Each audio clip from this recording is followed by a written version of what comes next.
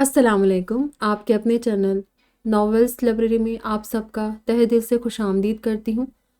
उम्मीद करती हूँ कि आप लोग सब ठीक होंगे, अपना ढेर सारा ख्याल कर रहे होंगे और नॉवेल्स को एंजॉय कर रहे होंगे।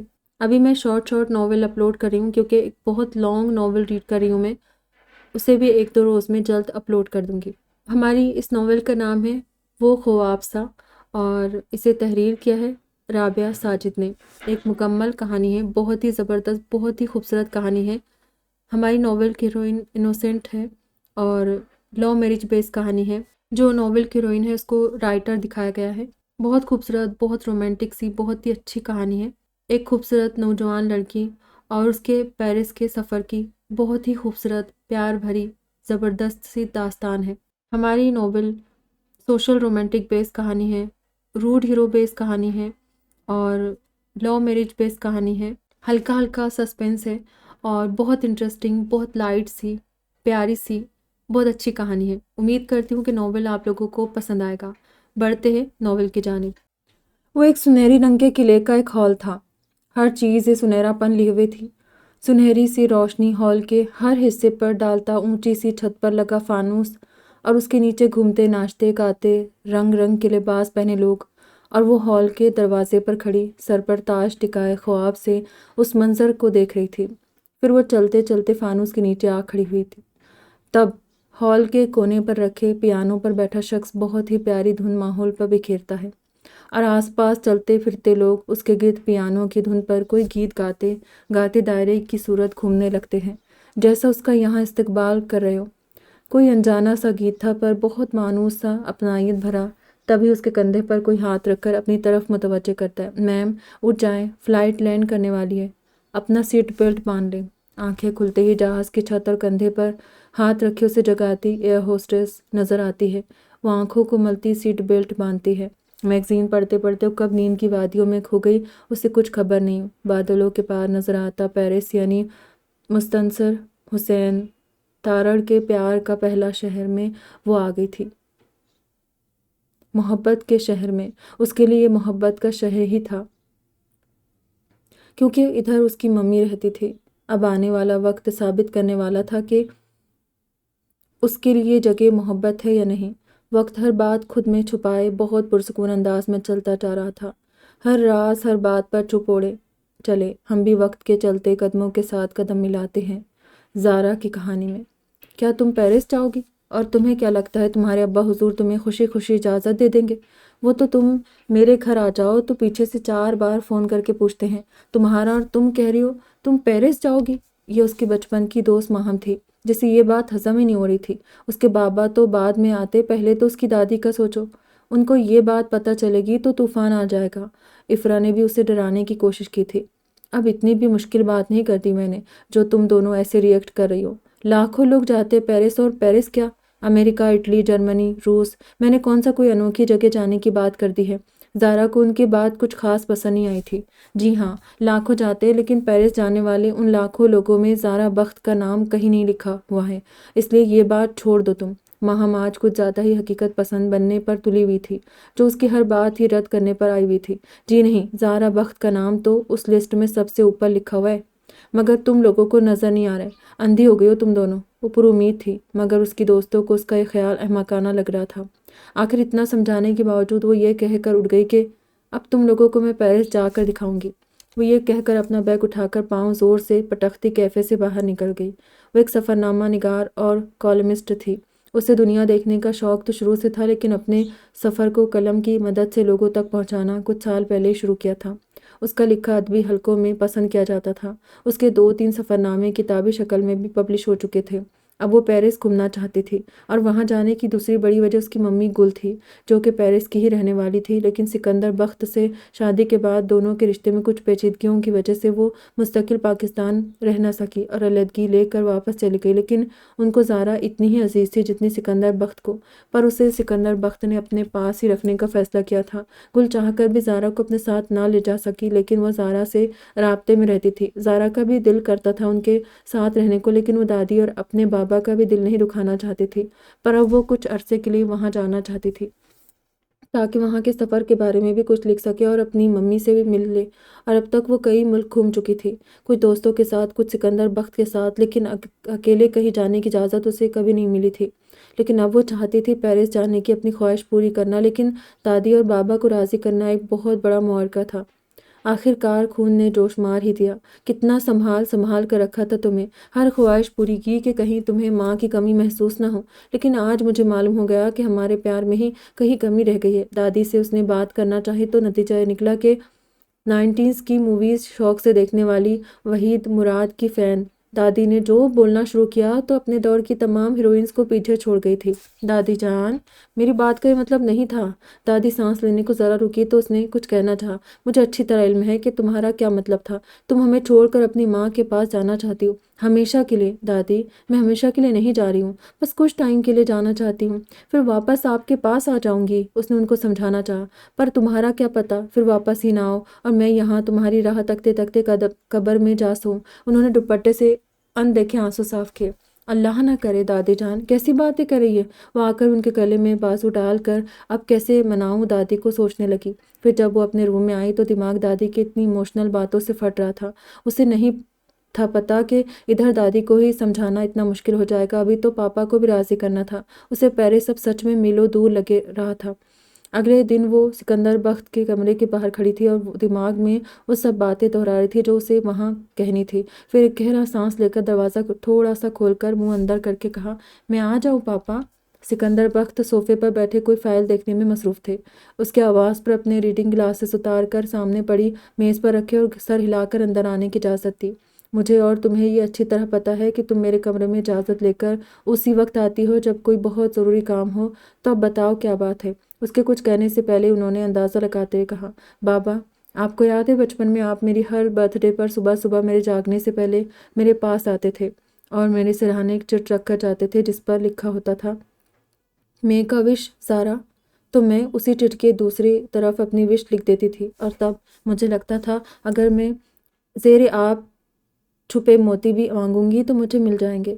وہ یہ کہہ کر ذرا خاموش ہوئی اور انہیں دیکھا۔ اچھا، اور اب کیا لگتا ہے؟ انہوں نے پوچھا۔ اب بھی ایسا ہی لگتا ہے۔ آپ کو پتہ ہے کہ فیری ٹیلز میں فیری مدرز ہوتی ہے، لیکن میرے پاس فیری فادر ہے، یعنی آپ۔ اس کی اس فیری ٹیل میں ڈوبی بات پر وہ ہنسی۔ وہ فیری ٹیلز سے انسپائر تھی بچپن سے ہی، اور بڑے ہو کر بھی اس کی یہ انسپریشن نہیں بدلی تھی۔ سکندر بخت بھی اسے کسی پرنسس کی طرح ہی ٹریٹ کرتے تھے۔ زارا تو یہاں تک کہا کرتی تھی کہ بابا، میں اسنو وائٹ کے جیسی ہوں۔ اس کی ممی بھی اس کے پاس نہیں تھی، پر بابا تھے، پر وہ اسنو وائٹ کے لیے ایک سوتیلی ماں لے کر آئے تھے۔ تو پھر آپ کب لا رہے میرے لیے سوتیلی ماں؟ اور وہ ہنس کر کہتے تھے، جب تک تمہاری دادی موجود ہے تب تک کوئی ظالم سوتیلی ماں تمہارے آس پاس نہیں آ سکتی۔ تو وہ بڑے یقین سے کہتی کہ دادی تو میری فیری مدر ہے، بس ڈانٹتی بہت ہے۔ پھر وہ دونوں ہنستے تھے، لیکن اتنے لاڈ پیار کے باوجود وہ کوئی بگڑی ہوئی امیرزادی نہیں تھی۔ دادی نے بننے ہی نہیں دیا تھا۔ شیرنی کی آنکھ رکھتی تھی اس کی ہر بات پر۔ دوسرا، وہ خود کچھ سادہ مزاج تھی، تھوڑی نک چڑھی ضرور تھی، لیکن اتنا تو چلتا ہے نا۔ بابا، آپ کدھر کھو گئے؟ اس کی آواز پر کچھ سوچتے چونکے۔ اچھا، تب تمہاری ان باتوں کا مطلب میں سمجھ گیا ہوں۔ تم چاہتی ہو تم سے دوبارہ میک اے وش والا سوال کیا جائے؟ جی، لیکن آپ پرومس کریں آپ انکار نہیں کریں گے۔ اس نے چہرے پر بچوں سی معصومیت سجا کر کہا، ٹھیک ہے بیٹا۔ انہوں نے اس کے سر پر ہاتھ رکھتے ہوئے شفیق سی مسکراہٹ کے ساتھ حامی بھر لی۔ اگلی صبح اس کی آنکھ الارم کی آواز سے کھلتی ہے۔ میں نے تو الارم نہیں لگایا تھا، پھر کیوں بج رہا ہے؟ اسے بہت کوفت ہوتی تھی نیند میں الارم یا پھر ایسے کسی شور کے اٹھنے پر، لیکن اس کی نظر الارم کے نیچے رکھے چٹ پر پڑتی ہے جس پر make a wish my princess لکھا ہوا تھا۔ یہ دیکھ کر اس کی ساری نیند اڑ چکی تھی۔ اب جب اس چٹ پر وہ اپنی خواہش لکھ کر سکندر بخت کو دیتی ہے تو کچھ پل کے لیے وہ چپ سے رہ جاتے ہیں۔ تم وہاں کیوں جانا چاہتی ہو زارا؟ انہوں نے پوچھا۔ وہ بابا، میں وہاں کی جگہوں کے بارے میں لکھنا چاہتی ہوں، اور ایسا وہاں رہ کر ہی ممکن ہو سکتا ہے۔ اور دوسرا، میں ممی سے ملنا چاہتی ہوں۔ وہ انکار کر سکتے تھے، لیکن اس کی آنکھوں میں چھپی آس دیکھ کر ہاں میں سر ہلا دیتے ہیں، مگر جب دادی کو پتہ چلتا ہے تو خوب واویلا مچاتی ہے۔ سکندر بیٹا، اسے کیوں بھیج رہے ہو وہاں؟ ہم کیسے رہیں گے اس کے بغیر؟ دادی کی تو اس میں جان تھی، کیسے جانے دیتی ہو اسے؟ اماں، اس نے آج سے پہلے کبھی وہاں جانے کی خواہش ظاہر نہیں کی کہ نہ کبھی ضد کی۔ اگر اسے روکیں گے تو اس کا دل برا ہوگا۔ انہوں نے منیر احسان سے سمجھانے کی کوشش کی، لیکن اگر اس کا وہاں اپنی ماں کے پاس دل لگ گیا اور واپس نہ آئی تو پھر؟ دادی کے اپنے خدشات تھے اماں وہ اس کی ماں ہے، ہم اسے ملنے سے نہیں روک سکتے، اور وہ واپس آ جائے گی، کچھ عرصے کے لیے ہی تو جا رہی ہے، اس میں اتنی بڑی کوئی بات ہی نہیں ہے۔ دل سے تو وہ بھی راضی نہیں تھے کہ زارا وہاں جائے، کیونکہ یہ خدشہ تو کئی سالوں سے ان کو بھی رہتا تھا کہ زارا اپنی ممی کے پاس نہ چلی جائے ان کو چھوڑ کر۔ جو بھی ہے سکندر، میرا دل نہیں مانتا زارا کو وہاں بھیجنے کو۔ دادی کی ایک ہی رٹ تھی، اماں آپ بے فکر رہیں، اسے جانے دیں، اب وہ چھوٹی نہیں رہی، اور کبھی کبھی ہمیں اولاد کے نظریے سے بھی سوچنا چاہیے، نہیں تو جنریشن گیپ آ جاتا ہے درمیان میں جو پھر کسی چیز سے پر نہیں ہوتا۔ اب میں نے زارا کو ہمیشہ ایک دوست بن کر ڈیل کیا ہے، ابھی میں اس کے دل کی بات جانتا ہوں۔ بچپن سے وہ اپنی ممی سے ملنے جانا چاہتی تھی، پر ہماری وجہ سے نہیں کہا کبھی اس نے کہ ہمیں برا نہ لگے تو ہمیں بھی اس کے جذبات کا خیال کرنا چاہیے۔ کچھ بھی تھا، لیکن ان باتوں کے بعد دادی چپ ہو گئی۔ تو آخرکار آج وہ پیرس جا رہی تھی۔ دادی سے وہ گھر پر ہی مل کر آئی تھی۔ وہ صبح ہی نم آنکھوں کے ساتھ اسے کئی نصیحتیں کر چکی تھی۔ وہ بھی کچھ اداس سی تھی دادی کو لے کر، اور اب وہ سکندر بخت کے ساتھ ایئرپورٹ پر کھڑی تھی، جانے میں ابھی تھوڑا وقت تھا۔ زارا، تمہیں معلوم ہے کہ اولاد جب بڑی ہو جاتی ہے تو ماں باپ کو بس یہی خدشہ ستاتا رہتا ہے کہ یہ کہیں ہمیں چھوڑ نہ جائے، کیونکہ ہر انسان تنہا رہ جانے سے ڈرتا ہے۔ اسی طرح مجھے بھی ہر وقت یہی ڈر رہتا ہے کہ تم مجھے چھوڑ نہ جاؤ اپنی ممی کے پاس۔ تو اس وقت مجھے یہی لگ رہا ہے کہ وہ ڈر میرے سامنے آ کر کھڑا ہو گیا ہے۔ میں تمہیں جانے سے نہیں روک رہا، تم ضرور جاؤ، لیکن میرے اس ڈر کو سچ ثابت مت ہونے دینا بیٹا۔ بات کے آخر میں انہوں نے آنکھوں پر لگا چشمہ اتار کر آنکھیں زور سے میچھی، جن کے کونے سرخ ہو رہے تھے۔ بابا، زارا نے ان کا ہاتھ پکڑ کر دونوں ہاتھوں میں لیا اور بولی، مجھے آپ کے اس ڈر کا اچھے سے علم ہے، میں کبھی بھی آپ کو چھوڑ کر نہیں جاؤں گی۔ پیرس سے واپسی پر آپ اپنی وہی پرانی زارا کو اپنے سامنے پائیں گے، پرومس۔ اتنے میں اناؤنسمنٹ ہونے لگی تو وہ ان کو خدا حافظ بول کر پلین کی جانب بڑھ گئی، واپس آنے کی امید لے کر۔ جب وہ پیرس کی زمین پر اتری تو ادھر ادھر حیرت سے دیکھتی یقین کرنے کی کوشش کری تھی کہ واقعی ہی وہاں موجود ہے، یا جہاز میں دیکھے گئے خواب کی طرح یہ بھی ایک خواب ہی ہے۔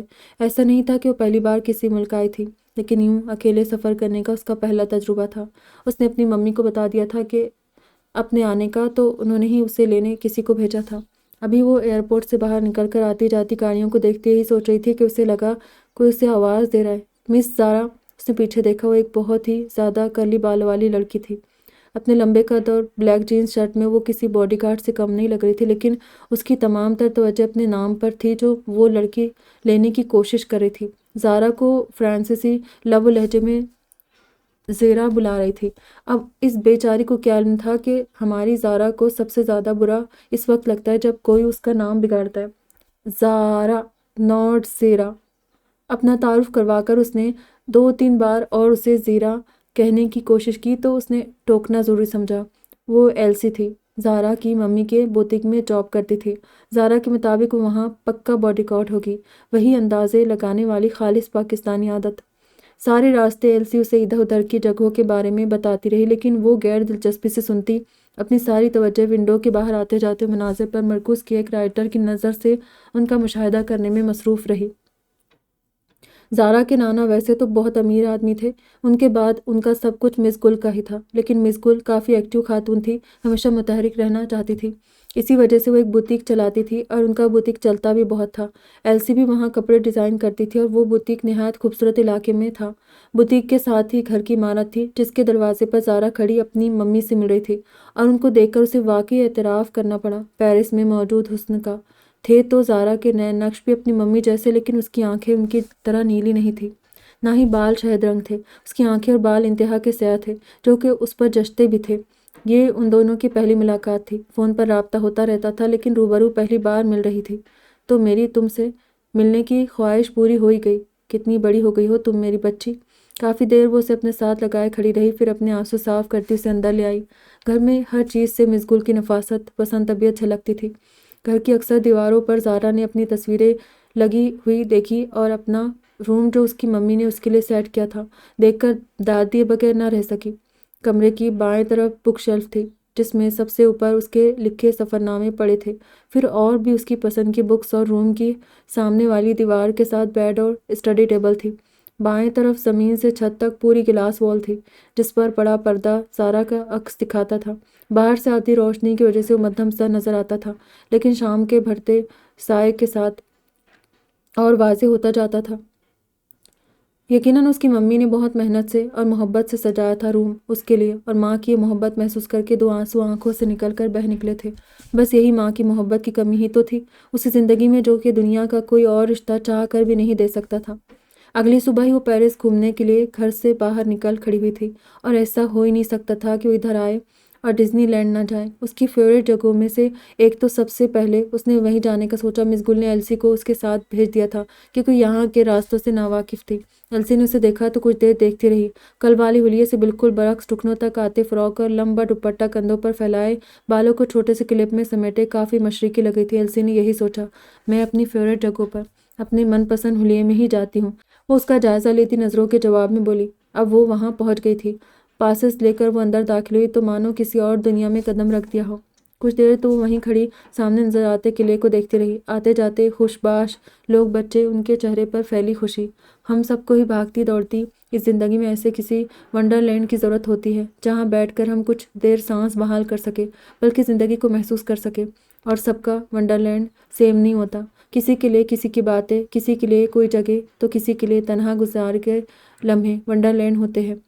اوہ ہو، یہ ہر جگہ میرے اندر چھپی رائٹر باہر آ جاتی ہے۔ اس نے اپنی سوچ سے باہر آتے ہوئے اپنے بال جھٹکے۔ ممی نے کہا تھا کہ ان کا ایک جاننے والا یہاں اسسٹنٹ مینیجر ہے، وہ ادھر ہمیں گائیڈ کر دے گا۔ وہ ایلسی کو یہ بات بتاتی متلاشی نظروں سے ادھر ادھر دیکھ رہی تھی۔ دوسری طرف ایک چھوٹے سے آفس میں 2 نفوس بات کرتے نظر آ رہے تھے۔ ٹیبل کے پیچھے پڑی چیئر پر بیٹھا آدمی، جو کہ ٹیبل پر رکھی نیم پلیٹ کے مطابق اسسٹنٹ مینیجر تھا، سامنے کھڑے لڑکے کو کچھ کہہ رہا تھا۔ دیکھو، تم بس کچھ گھنٹے کے لیے میری جگہ کام سنبھال لو آج۔ اس سے ایسے چھوٹے بڑے فیور اکثر لیتا رہتا تھا۔ پر کیوں؟ میں اپنے آفس کا کام چھوڑ کر تم سے ملنے آیا ہوں اور تم مجھے اور کام تھمائے جا رہے ہو۔ اچھی مہمان نوازی ہے تمہاری۔ بظاہر وہ تھوڑا برہم سا ہوا اس کی بات پر، لیکن یہ اسے بھی پتا تھا کہ وہ حامی بھر لے گا۔ یار، میری بیوی ہاسپٹل میں ہے، میرا وہاں جانا بہت ضروری ہے۔ تجھے سمجھنا چاہیے یہاں مجھے ارجنٹ یہ کام آ گیا، ورنہ میں تجھے نہیں کہتا۔ اچھا ٹھیک ہے، جاؤ تم، میں سنبھال لوں گا۔ اس نے اپنی ٹائی کی نوٹ تھوڑی ڈھیلی کر کے شرٹ کے بازو کو فولڈ کرتے ہوئے کہا۔ اچھا، یہاں پر ایک وزیٹر کو گائیڈ کرنا ہے، جگہ دکھانے میں ادھر ٹیبل پر ایک چٹ پر نام لکھ کر رکھا ہوا ہے، میں نے، تم سنبھال لینا۔ اپنی چیزیں سمیٹ کر دروازے سے باہر جاتے جاتے اس نے کہا۔ اب وہ ٹیبل پر پڑی چٹ اٹھا کر دیکھ رہا تھا جس پر نیلی روشنائی سے زارا بخت لکھا ہوا تھا۔ ہمیں اسسٹنٹ مینیجر کے آفس میں جا کر پتہ کرنا چاہیے۔ یہ مشورہ ایلسی کا تھا، جس پر عمل کرتی اب وہ دونوں اسسٹنٹ مینیجر کا آفس تلاش کرتی پھر رہی تھی۔ ان وسیع جگہوں پر جا کر یہی مسئلہ ہوتا ہے کہ انسان لاپتہ ہو کر رہ جاتا ہے۔ اب دیکھو، کب سے ہم پاگلوں کی طرح گھوم رہی ہے۔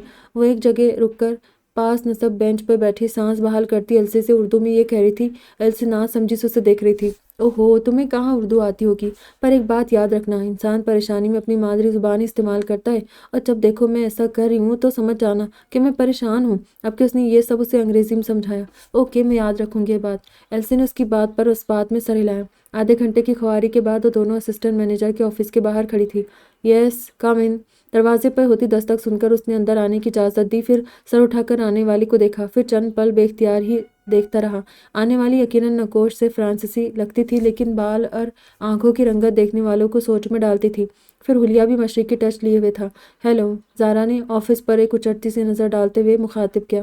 جی کہیے، میں کیا مدد کر سکتا ہوں آپ کی؟ اس نے سامنے بڑی فائل بند کرتے ہوئے پروفیشنل انداز میں پوچھا۔ ہمیں گائیڈ چاہیے تھا جو ہمیں تفصیل سے کم وقت میں زیادہ جگہوں کا وزٹ کروا سکے۔ زارا نے سنجیدگی سے بتایا۔ آپ زارا بخت ہے؟ اس نے سوالیہ لہجے میں پوچھا۔ اس کے اسبات میں سر ہلاتے اس نے سوچا، یہ ہو گیا میرا پورا دن بیکار۔ بیٹا، اگر ایسے ہی چلتا رہا تو کسی دن آفس کو مستقل بند کرنے کی نوبت آ جائے گی۔ کچھ دیر بعد وہ ان کو قلعے کے پاس کھڑا اس کے متعلق بتا رہا تھا۔ یہ قلعہ ہے، اس نے سنجیدگی سے بتایا۔ ہمیں نظر آ رہا ہے کہ یہ قلعہ ہے، اور کچھ بتائے اس کے بارے میں۔ زارا جو کچھ دیر انتظار کرتی رہی کہ وہ آگے بھی کچھ بولے گا، اس کی خاموشی پہ بول پڑی۔ اور بس یہ کہ یہاں شہزادیاں رہتی ہے، بتانے والے نے بڑی بے نیازی سے کہا۔ یوں کسی کو گائیڈ کرنے کا تجربہ اسے پہلی مرتبہ ہو رہا تھا۔ اس سے پہلے وہ جارج کی آفس ورک کرنے میں ہی مدد کرتا تھا۔ مسٹر جارج، ایک بات بتائیں۔ 2-3 جگہوں کا وزٹ کروانے کی ناکام کوشش کے بعد ایک جگہ زارا نے تھک کر بیٹھتے ہوئے اسے مخاطب کیا۔ جارج، اس نے سوالیہ نظروں سے اسے دیکھا۔ میں نے آپ کے آفس ٹیبل پہ رکھی نیم پلیٹ سے آپ کا نام پڑھ لیا تھا، زارا نے جواباً اس سے بتایا۔ مطلب وہ اسے جارج سمجھ رہی تھی۔ وہ بات سمجھتے تھوڑا مسکرایا۔ تو میں یہ کہہ رہی تھی کہ آپ کو یہ اسسٹنٹ مینیجر کی نوکری دی کس پاگل نے ہے؟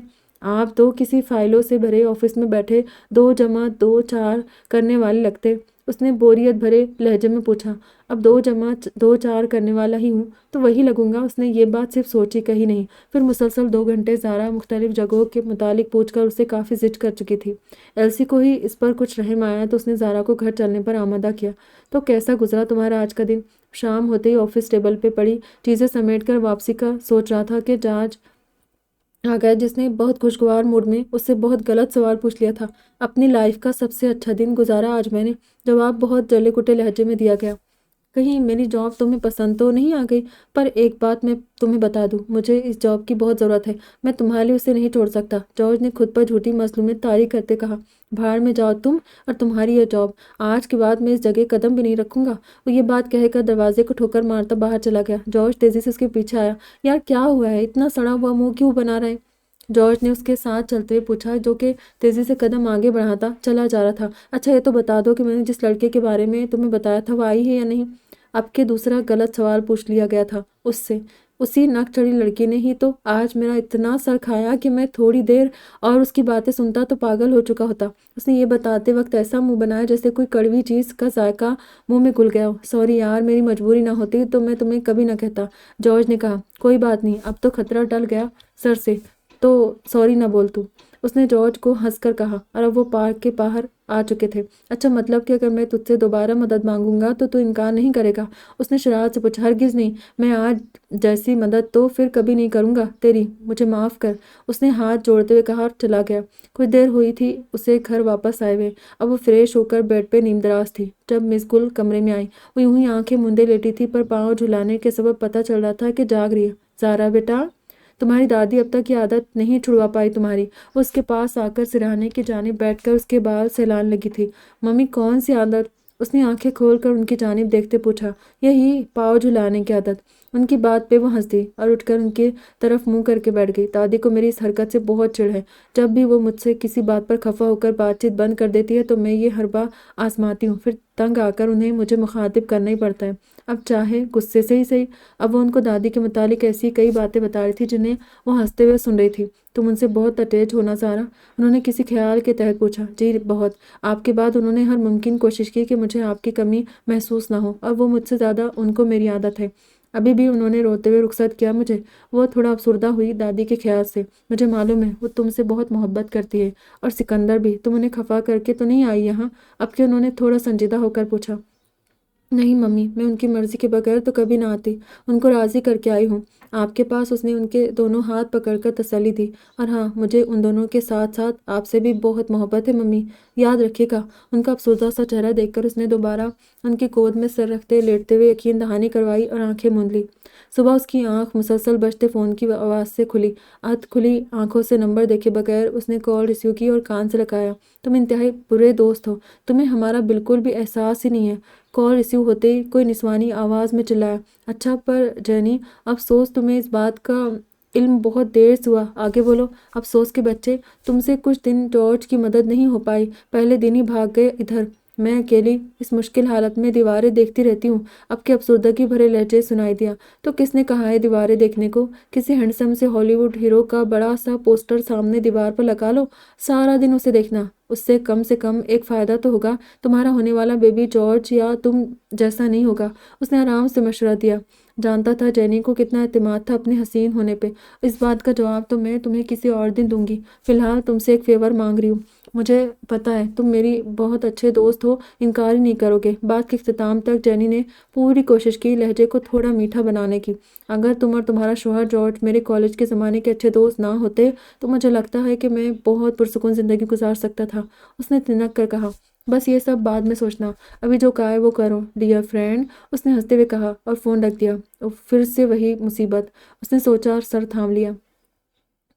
پھر جب وہ جارج کے آفس میں آیا تو جارج مصنوعی حیرت سے اسے دیکھتا اپنی کرسی سے اٹھ کر اس کے پاس آیا اور اس کے گرد ایسے چکر لگانے لگا جیسے کوئی ڈھونڈ رہا ہو۔ میں وہ ان دیکھے پر ڈھونڈ رہا ہوں جن کے ذریعے اڑ کر تم یہاں تک آئے ہو، کیونکہ تم کل یہاں قدم نہ رکھنے کا عہد کر کے گئے تھے تو میں نے سوچا شاید اڑ کر آئے ہو۔ اس کے گھورنے پہ جارج نے وضاحت کی۔ فضول مت بولو، تمہاری بیوی کی بلیک میلنگ کا نتیجہ ہے کہ میں یہاں موجود ہوں، اس نے چڑھ کر کہا اور جا کر جارج کی چھوڑی کرسی پر بیٹھ گیا۔ اب مجھے اچھا سا ناشتہ کرواؤ تاکہ میں کچھ دن مزید تمہاری مدد کرنے کے متعلق سوچوں۔ اب کہ وہ بہت پرسکون انداز بولا۔ مطلب تم میری نوکری بچاتے بچاتے بھی مجھے کنگلا کر کے رہو گے؟ تمہاری بیوی جتنا تمہیں کنگلا کر چکی ہے اتنا تو کوئی نہیں کر سکتا، اور ایسے ہی تو تم جاب سے غیر حاضر ہوتے رہے تو سڑک پہ آ جاؤ گے۔ اس نے جلا دینے والی مسکراہٹ چہرے پہ سجاتے بتایا، اگر ایسا ہوا تو تمہارا گھر کس دن کام آئے گا؟ تم اپنے دوست کو بے گھر ہو کر سڑک پہ آتے تھوڑی دیکھ سکو گے۔ وہ بھی اس کا ہی دوست تھا، حاضر جواب سا۔ زیادہ باتیں مت بناؤ، مجھے اچھا سا ناشتہ کرواؤ، اس نے کہا اور اسے بازو سے پکڑ کر دھکیلتا باہر لے گیا۔ پورے گھر پہ خاموشی چھائی ہوئی تھی، شاید ممی ابھی سو رہی تھی اور سرونٹس ابھی آئے نہیں تھے۔ اس نے اپنے لیے کافی بنائی اور گھر کے ساتھ بنے مس گل کے بوتیک میں آ گئی۔ وہاں ابھی اتنی چہل پہل نہیں تھی، بس ایلسی تھی جو ایک کاؤنٹر پہ بیٹھی کچھ بلز چیک کر رہی تھی، اور تھوڑے فاصلے پہ دو لڑکیاں کپڑوں کو پیک کرنے میں مصروف تھی۔ وہ سب سے ہائی ہیلو کر کے ایلسی کے پاس آ گئی۔ ایلسی، تم کب سے یہاں جاب کر رہی ہو؟ اس نے پوچھا۔ 2 سال سے، اس نے مصروف سے انداز میں جواب دیا، پھر سر اٹھا کر اس کی طرف دیکھتی مزید گویا ہوئی، میری موم بیمار تھی اور میں بار ٹینڈر کا کام کرتی تھی۔ یہ کام مجھے بالکل پسند نہیں تھا لیکن مجبوری تھی۔ پھر ایک دن ایک معمولی سی غلطی پر مجھے وہاں سے نکال دیا گیا۔ اور پھر کیا ہوا؟ زارا نے اس کے خاموش ہونے پر دریافت کیا تو وہ بلز والی فائل بند کر کے مکمل طور پر اس کی طرف متوجہ ہوئی۔ پھر میرے کسی جاننے والے نے مجھے مس گل کے بوتیک کا بتایا، میں یہاں آئی اور مجھے بغیر کسی پریشانی کے جاب مل گئی۔ تب سے میری لائف کافی اچھی گزر رہی ہے۔ بات کے اختتام پر وہ مسکرائی۔ انسان کی زندگی میں اچھا برا وقت تو آتا رہتا ہے، بس ہمیں اچھے دنوں کے لیے محنت کرنا نہیں چھوڑنا چاہیے۔ یہ مس گل نے جب میں جاب پہ پہلے دن آئی تھی تب کہا تھا۔ تمہاری ممی بہت اچھی ہے، اس نے پرخلوص مسکراہٹ چہرے پہ سجا کر کہا۔ اچھا، اور میں کیسی ہوں؟ زارا نے اپنی طرف اشارہ کر کے پوچھا۔ تم بھی اچھی ہو پر بولتی بہت زیادہ ہو۔ کل تم نے اس گائیڈ کا بہت سر کھایا، اس کا چہرہ دیکھنے لائق تھا۔ زارا کو اس سے اتنی صاف گوئی کی امید نہیں تھی۔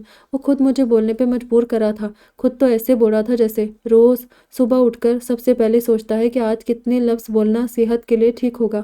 اس بات پر وہ دونوں کھلکھلا کر ہنس پڑی۔ اچھا، آج جانا ہے پارک یا نہیں؟ ایلسی نے پوچھا۔ نہیں، آج میں ممی کے پاس رہوں گی اور تمہارا سر کھاؤں گی، زارا نے کہا اور اس سے بوتیک کے متعلق پوچھنے لگ گئی۔ زندگی بہت غیر یقینی سی ہوتی ہے، جو چاہتے ہیں اکثر وہ ملتا نہیں ہے، لیکن کبھی کبھی مل بھی جاتا ہے، جیسے میرا یہاں آنا۔ لیکن اب میں یہاں موجود ہوں اور اس پیارے سے تھیم پارک کے ایک گوشے میں بیٹھی اپنے سفر نامے کی ابتدائی اوراق لکھ رہی ہوں۔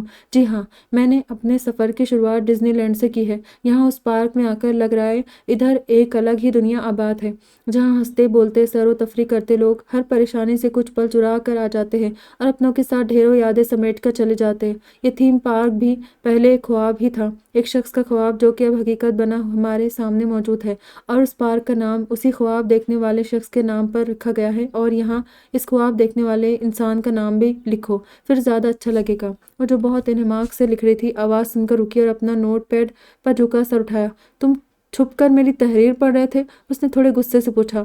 جی نہیں، میں آپ کی طرح فضول کام نہیں کرتا، دراصل یہاں کچھ ورکرز کو کچھ دیر میں ہونے والی پریڈ کے متعلق کچھ ہدایات دے رہا تھا کہ اس کی نظر قدرے سائڈ پہ رکھے بینچ پر زارا پہ پڑی، کچھ لکھتی نظر آئی تو وہ غیر ارادی طور پر یہاں آ گیا، پھر اس کا لکھا پڑھنے میں ایسا مشغول ہوا کہ اسے مخاطب کرنا ہی بھول گیا۔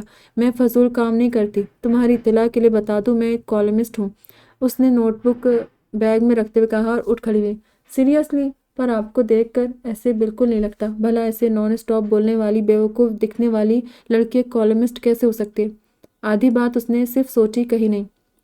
اب کیا میرے سر پہ 2 سینگ ہوتے تو تمہیں لگنا تھا کہ میں کالمسٹ ہوں؟ اس نے چڑھ کر پوچھا اور آگے چل دی۔ نہیں، ان کی ضرورت نہیں، آپ ویسے ہی اب منہ میں کیا بڑبڑائے جا رہے ہو؟ چلو، مجھے کافی کچھ دیکھنا ہے آج یہاں، اس نے اس کی بات پہ دھیان دیے بغیر کہا اور آگے چل دی۔ آپ کون؟ اسے پارک میں آتے 5واں دن تھا۔ جب وہ جارج کے آفس میں گئی تو وہاں ایک فربہی مائل آدمی کو اسسٹنٹ مینیجر کی کرسی پہ بیٹھا دیکھا۔ جی میں جارج ہوں، اسسٹنٹ مینیجر، جارج نے نیم پلیٹ کی طرف اشارہ کرتے بتایا۔ جھوٹ، آپ ضرور کوئی بہروپیے ہے، جارج تو کوئی اور ہے۔ زارا کو سارے جاسوسی ناولز یاد آ گئے کہ کیسے کوئی پہچان بدل کر کسی اور کی جگہ لے لیتا ہے۔ اس کی بات سن کر جارج کو زور سے ہنسی آئی۔ اس سے پہلے کہ کچھ کہتا دروازہ کھول کر کوئی اندر آیا۔ یار جارج، میں اپنا فون شاید ادھر بھول گیا ہوں، آنے والے نے کہا اور میز کے سامنے کھڑی زارا کو دیکھا۔ لیجیے آ گیا آپ کا اصلی جارج، جارج نے مسکراتے کہا۔ تم کتنے غیر ذمہ دار ہو، پتہ نہیں کہاں گم ہو، ادھر تمہاری جاب کو بہروپیہ ہتھیانے کے چکروں میں ہے۔ زارا نے اسے دیکھتے ہی اس کے پاس آئی اور اسے پریشانی سے بتایا۔ کون بہروپیہ؟ یہ تو جارج ہے۔ اس نے ناسمجھی سے دونوں کو دیکھا۔ تم لوگ پکا مجھے پاگل بنا رہے ہو، یہ کوئی پرینک تو نہیں؟ تم جارج ہو یا بہروپیہ کوئی اور ہے؟ زارا کو واقعی کچھ سمجھ نہیں آ رہا تھا اور سر تھامے ہوئے بولی، دیکھو لڑکی، تم نے اتنے دنوں سے میرا بہت سر کھایا ہے، پر پلیز اب نہیں، معاف کر دو مجھے۔ اس نے بیچارگی سے کہا اور جارج کی طرف دیکھا جو ان دونوں کی باتوں پر بس ہنسے جا رہا تھا۔ ادھر مجھے تمہاری جاب کی فکر ہو رہی ہے اور تم مجھ سے ایسے بات کر رہے ہو؟ تم جیسا بدتمیز انسان میں نے آج تک نہیں دیکھا۔ زارا کا اس کی بات پر خون ہی کھول رہا تھا۔ اس کا بس نہ چلتا کہ اسے کچا چبا جاتی۔ اچھا تم دونوں بچوں کی طرح لڑنا بند کرو۔ اور مس زارا، میں سچ میں جارج ہوں۔ دراصل میں کچھ پرسنل ریزنز کی وجہ سے مصروف تھا تو میرا دوست میرا کام سنبھال رہا تھا۔ اب کہ جارج نے دونوں کے درمیان آخر معاملہ حل کیا اور یہ میرا دوست ہے آب ارتضیٰ۔ زارا جو ساری بات سن کر سر ہلا رہی تھی، اس کا نام سن کر بے ساختہ بولی، یہ کیسا نام ہے آب؟ آب مطلب پانی، اور یہ بہت اچھا نام ہے۔ آپ کو اپنے نام سے بہت محبت تھی۔ اس کے خلاف وہ کچھ نہیں سنتا تھا۔ صحیح، جو بھی نام ہو تمہارا، مجھے تو یہ بات جان کر بہت خوشی ہوئی کہ تم یہاں گائیڈ نہیں ہو۔ مجھے پہلے ہی شک تھا کہ اتنا سڑیل سا انسان اس جگہ پہ بہت مس فٹ لگتا ہے۔ زارا نے اپنے دل کی بھڑاس نکالی اور چلی گئی۔ پیچھے جارج کا چھٹ پھاڑ کہکا آپ کو اور غصہ دلا گیا۔ آنے والے کافی دن وہ ایلسی کے ساتھ پیرس کی سڑکیں ناپتی رہی۔ آج بھی وہ دونوں یہی کام کر رہی تھی۔ موسم تھوڑا ابر آلود تھا۔ ایلسی کو پورا یقین تھا کہ راستے میں بارش ہو جائے گی، تبھی وہ چھاتا لانا نہیں بھولی تھی۔ اب وہ دریائے سین کے کنارے سڑک کے ایک طرف کو چہل قدمی کے سے انداز میں چڑھ رہی تھی۔ اس کی مخالف سمت سے فون کان سے لگائے باہر بات کرتا آپ چلا رہا تھا کہ بات کرتے کرتے اس کی نگاہ سامنے اٹھی، جہاں سے وہ ٹرٹل نیک سویٹر کے ساتھ بلیک ہی جیکٹ کے ساتھ ریڈ لانگ اسکرٹ پہنے بقول اس کے نک چڑھی لڑکی چلی آ رہی تھی۔ ڈریسنگ تو ایسے کرتی جیسے مس یونیورس رہ چکی ہو۔ اس نے فون پاکٹ میں رکھتے سوچا۔ اسی وقت مس یونیورس کی نگاہ سامنے اٹھی تو کوئی بات کرنے کے لیے کھلتے ہونٹ سختی سے بھینچ لیے اور ایسے بن گئے جیسے دیکھا ہی نہ ہو۔ دوسری طرف اس کا بھی یہی ارادہ تھا، جان بن کر گزر جانے کا۔ اوہ ہیلو مسٹر آب، برا ہو اس گھڑی کا جس وقت ایلسی کی نظر اس پر پڑی اور اسے اخلاقیات نبھانے کا خیال آیا۔ ہیلو ایلسی، کیسی ہو؟ مروتاً اسے بھی اخلاق نبھانا پڑا۔ میں ٹھیک ہوں، آپ کیسے ہیں؟ ان دونوں کو بات کرتے دیکھ کر زارا سے جتنا ہو سکا لا تعلق کی ظاہر کرنے کی کوشش کی، پر کب تک کرتی۔ آپ کیسی ہیں مس زارا؟ ایلسی کو جواب دیتے دیتے وہ زارا سے مخاطب ہوا۔ جی میں بھی ٹھیک ہوں۔ اچھا تو آپ کا ڈزنی ٹور مکمل ہو گیا؟ اب کہ وہ براہ راست زارا سے مخاطب تھا۔ نہیں، اس دن کے بعد سے میرا وہاں جانا نہیں ہوا۔ اب میرا ارادہ پہلے ایفل ٹاور دیکھنے کا ہے۔ او گڈ، چلے پھر میں چلتا ہوں۔ وہ ان کو الوداع کہہ کر چلا گیا۔ تمہیں کیا ضرورت تھی اسے یوں راہ میں مخاطب کرنے کی؟ اس کے جاتے ہی زارا نے رخ ایلسی کی طرف کیا۔ ویسے اچھا تھوڑی لگتا اگر یوں ہی گزر جاتے ہم اس کے پاس سے، اور ویسے بھی دیکھو تمہاری اس دن کی اتنی بدتمیزی کے باوجود اس نے اتنے اچھے طریقے سے بات کی، ایلسی نے کہا اور چھاتا کھول کر اپنے اور اس کے اوپر تان لیا کیونکہ بارش شروع ہو گئی تھی۔ ہاں ویسے اتنا سڑیل ہے بھی نہیں جتنا مجھے لگا تھا۔ زارا نے بھی صاف گوئی سے اعتراف کیا اور گھر واپسی کے راستے پہ چلنے لگی۔ اسے یہاں آئے مہینہ ہو چکا تھا۔ وہ زیادہ سے زیادہ وقت مس گل کے ساتھ گزارتی تھی یا پھر پیرس کی خوبصورتی دیکھنے میں۔ دادی اور بابا کو کال کرنا بھی نہیں بھولتی تھی۔ ایلسی سے بھی اس کی اچھی خاصی دوستی ہو چکی تھی۔ وہ اسے اپنے گھر بھی لے کر گئی تھی۔ مختصر کی زندگی کافی پرسکون سے گزر رہی تھی، لیکن زندگی نے ضمانت نہیں دی تھی کہ آگے بھی پرسکون ہی گزرے گی۔ بظاہر سب ٹھیک تھا، کچھ خاص بھی نہیں ہوا تھا جو بتایا جا سکے، اور دل کو عام بھی نہیں لگا تھا وہ واقعہ۔ دسمبر کے ابتدائی دن شروع ہونے والے تھے جب برف باری کا آغاز ہونے والا تھا۔ ایفل ٹاور دیکھنے والے سیاحوں کا رش کافی بڑھ چکا تھا تاکہ وہ برف باری سے پہلے سیاحت کا مزہ لے سکے، کیونکہ برف کی وہ سفید تہہ پھر یہ روشنیوں سے مزین ٹاور کہاں دکھانے والی تھی۔ وہ بھی ایلسی کے ساتھ یہ روشنیاں دیکھنے آئی تھی۔ شام کے سائے ہر جگہ پھیل چکے تھے، بس رات ڈھلنے والی تھی جس سے ٹاور کی روشنیاں مزید دلکش لگ رہی تھی۔ وہ دیکھتے ہی دیکھتے ایک پل کے لیے مبہوت ہوئی۔ موسم میں بہت خنکی تھی اور زارا کو تو لگتی بھی کچھ زیادہ تھی۔ ایلسی اس کے اور اپنے لیے کافی لینے چلی گئی اور وہ سیاحوں کے درمیان جگہ بناتی، دھکوں سے بچتی بچاتی ٹاور کے اندر جانے کا راستہ ڈھونڈ رہی تھی۔ ٹکٹس وہ پہلے ہی لے چکی تھی جو کہ بائیں ہاتھ میں دبا رکھی تھی۔ ایکسکیوز می، پھر چلتے چلتے اسے لگا جیسے کسی نے پکارا ہو۔ تھوڑا سا پلٹی، وہ آپ تھا جس نے ہاتھ میں 2 ٹکٹس پکڑ رکھی تھی جو یقیناً اسی کی تھی۔ اس نے اپنا ہاتھ دیکھا جو خالی تھا۔ اس سے پہلے کہ وہ دونوں کچھ کہتے، ایفل ٹاور کی روشنی اندھیرا بڑھ جانے کے سبب بڑھا دی گئی۔ دونوں نے ایک ساتھ ہی ٹاور کی جانب دیکھا۔ زارا چونکہ پہلی بار یہ روشنیاں اتنے قریب سے دیکھ رہی تھی تو آنکھوں میں شوق کا سارا جہاں لیے مبہوت سی کھڑی تھی۔ دوسری طرف وہ گردن موڑ کر دوبارہ اس کی طرف متوجہ ہوا، پر وہیں تھم گیا۔ اسے لگا ٹاور کی ساری روشنیاں سامنے کھڑی لڑکی کے چہرے پہ اتر آئی ہے، اور پیرس میں جتنے رنگوں کے پھول موجود ہے وہ سب اس کی آنکھوں میں سما گئے ہیں۔ تبھی پاس سے کوئی منچلا وائلن پہ کوئی بہت پیاری سی دھن بجاتے گزرا۔ منظر مکمل تھا، پر وہ سن کون رہا تھا؟ دونوں اپنی اپنی جگہ ساکت الگ الگ طریقے کی روشنیاں دیکھنے میں منہمک تھے۔ وہ براؤن جینز کے ساتھ بسکٹی رنگ کی شرٹ کے ساتھ بلیک جیکٹ ملبوس روشنیوں کا شائق، اور سامنے کچھ قدم دور ہلکے نیلے پھولوں والے پرنٹڈ لانگ فراک کے ساتھ وائٹ منی کوٹ پہنے تمام روشنیوں کا عکس بنی کھڑی تھی۔ کچھ ساعت گزری کہ پھر وضو ٹوٹا۔ آپ کو محسوس ہوا وہ ابھی زمین پہ ہی ہے، اور اس کے علاوہ یہاں اور بھی دنیا موجود ہے۔ وائلن کی دھن کے علاوہ بھی بہت سی آوازیں ہیں، سامنے کھڑے وجود کے علاوہ بھی کئی روشنیاں اپنا وجود رکھتی ہیں۔ ادھر زارا نے اپنی محویت توڑی اور اس کی طرف دیکھا جو کہ ہاتھ میں ٹکٹس لیے تب سے وہیں کھڑا تھا۔ ٹکٹس والا ہاتھ تب سے ہوا میں معلق تھا، اور شاید ہاتھ والا بھی۔ اس نے ہاتھ آگے بڑھایا جس پہ اس نے ٹکٹس رکھ دی۔ شکریہ، اس نے تھوڑی دوستانہ سی مسکراہٹ چہرے پہ سجا کر کہا اور آگے چل دی۔ یہ مجھے کچھ عجیب سا کیوں لگ رہا ہے؟ ہاں، شاید آنکھوں کا رنگ بدلا ہوا تھا، اس نے سوچا۔ پیچھے آپ اسے تب تک دیکھتا رہا جب تک وہ آنکھوں سے اوجھل نہ ہو گئی۔ یار، تمہیں میں کب سے آوازیں دے رہا ہوں، تم ہو کہ سن ہی نہیں رہے؟ جارج نے آ کر اسے کندھوں سے تھپکی دی جس سے اس کی محویت ٹوٹی۔ وہ ہوش میں ہوگا تو ہی کچھ سنے گا۔ دیکھ نہیں رہے؟ کیسے دنیا بلائے اس لڑکی کو دیکھ رہے تھے مسٹر آپ؟ جینی نے پھولی سانس کے ساتھ وہاں آ کر کھڑے ہوتے شرارت سے کہا۔ اچھا، وہ تو زارا تھی، سیاحت کرنے آئی ہوئی ہے پیرس۔ جارج نے بتایا کہ وہی زارا تو نہیں جس نے ہمارے دوست کو سڑیل، بدتمیز اور پتہ نہیں کیا کیا کہا تھا؟ اب کہ جینی نے اپنی ہنسی روکتے کہا۔ آپ نے اسے بس گھور کر دیکھنے پہ اکتفا کیا اور وہاں سے بائیں طرف چل دیا۔ ہجوم سے باہر نکلنا چاہتا تھا۔ اب اسے کیا ہوا، کچھ بولا کیوں نہیں؟ جارج کو تفتیش ہوئی، پر جینی نے ہنس کر کچھ کہا جس پر دونوں ہنسنے لگے اور آپ کے پیچھے چل دیے۔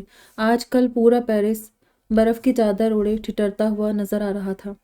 ایسے میں کہیں آگ کے الاؤ دیکھ کر بڑی میٹھی سی گرمائش محسوس ہوتی ہے۔ میرے جیسی بندی کے لیے موسم آئیڈیل ہے۔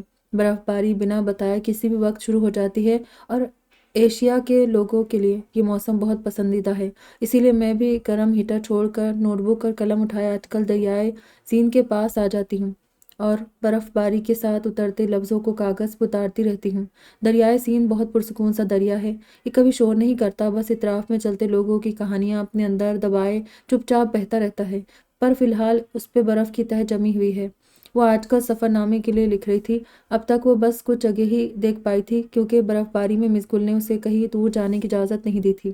وہ تو بس ایفل ٹاور سے دریائے سین تک گھوم کر وقت گزار رہی تھی یا گھر میں مس گل کے ساتھ۔ دادی نے تو برف باری کا سن کر ہی اسے سختی سے تلقین کر دی تھی کہ باہر بالکل مت نکلنا ورنہ بیمار پڑ جاؤ گی۔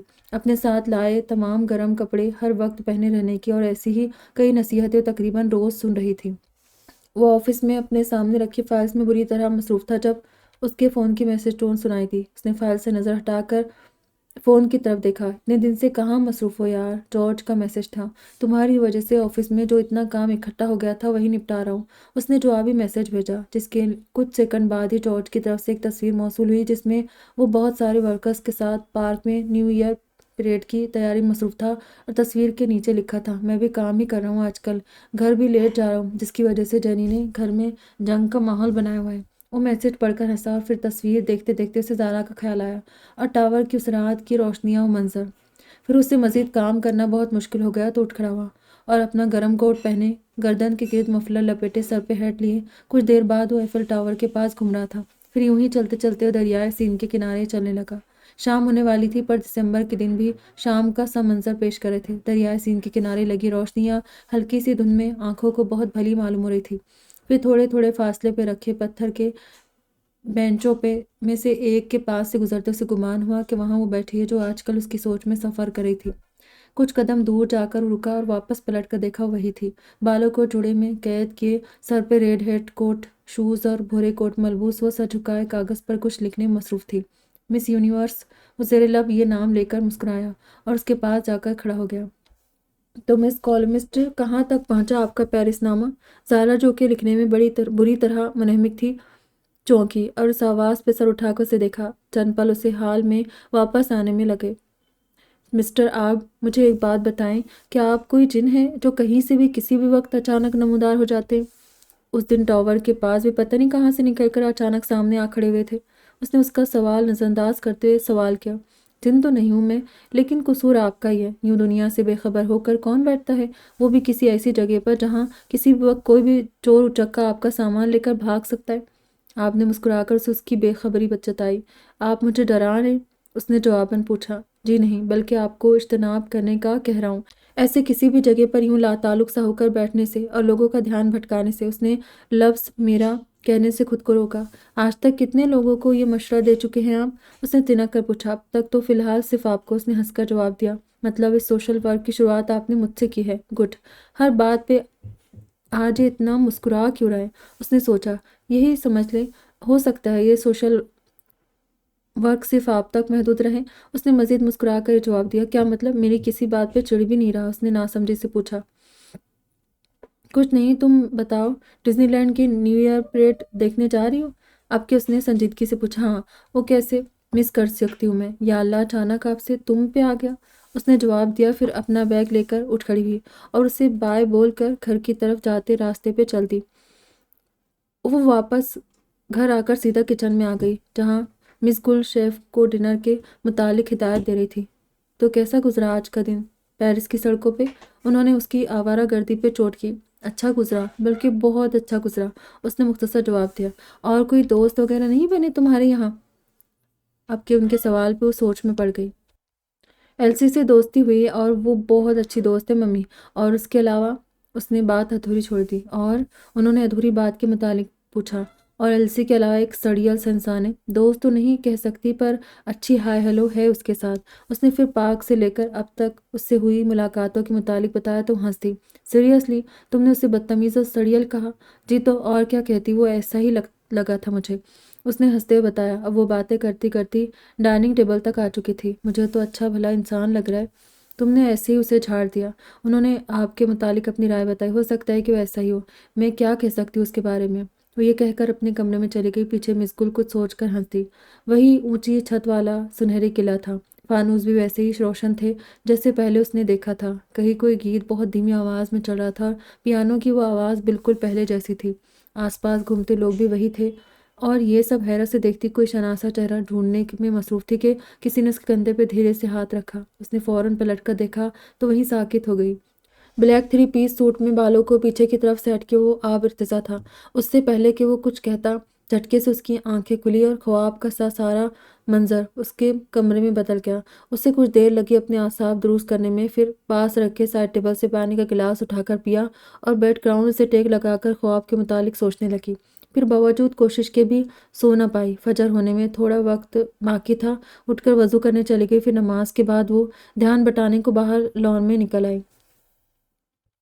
साल का आखिरी दिन पूरे पेरिस को रोशनी से सजाकर मनाया जा रहा था। हर कैफ़े, हर शॉप के बाहर बरकी कमकमे और रंगीन बोर्ड्स लगाए हुए थे, जिस पर आने जाने वालों को नए साल की ढेरों दुआएं दी गई थी।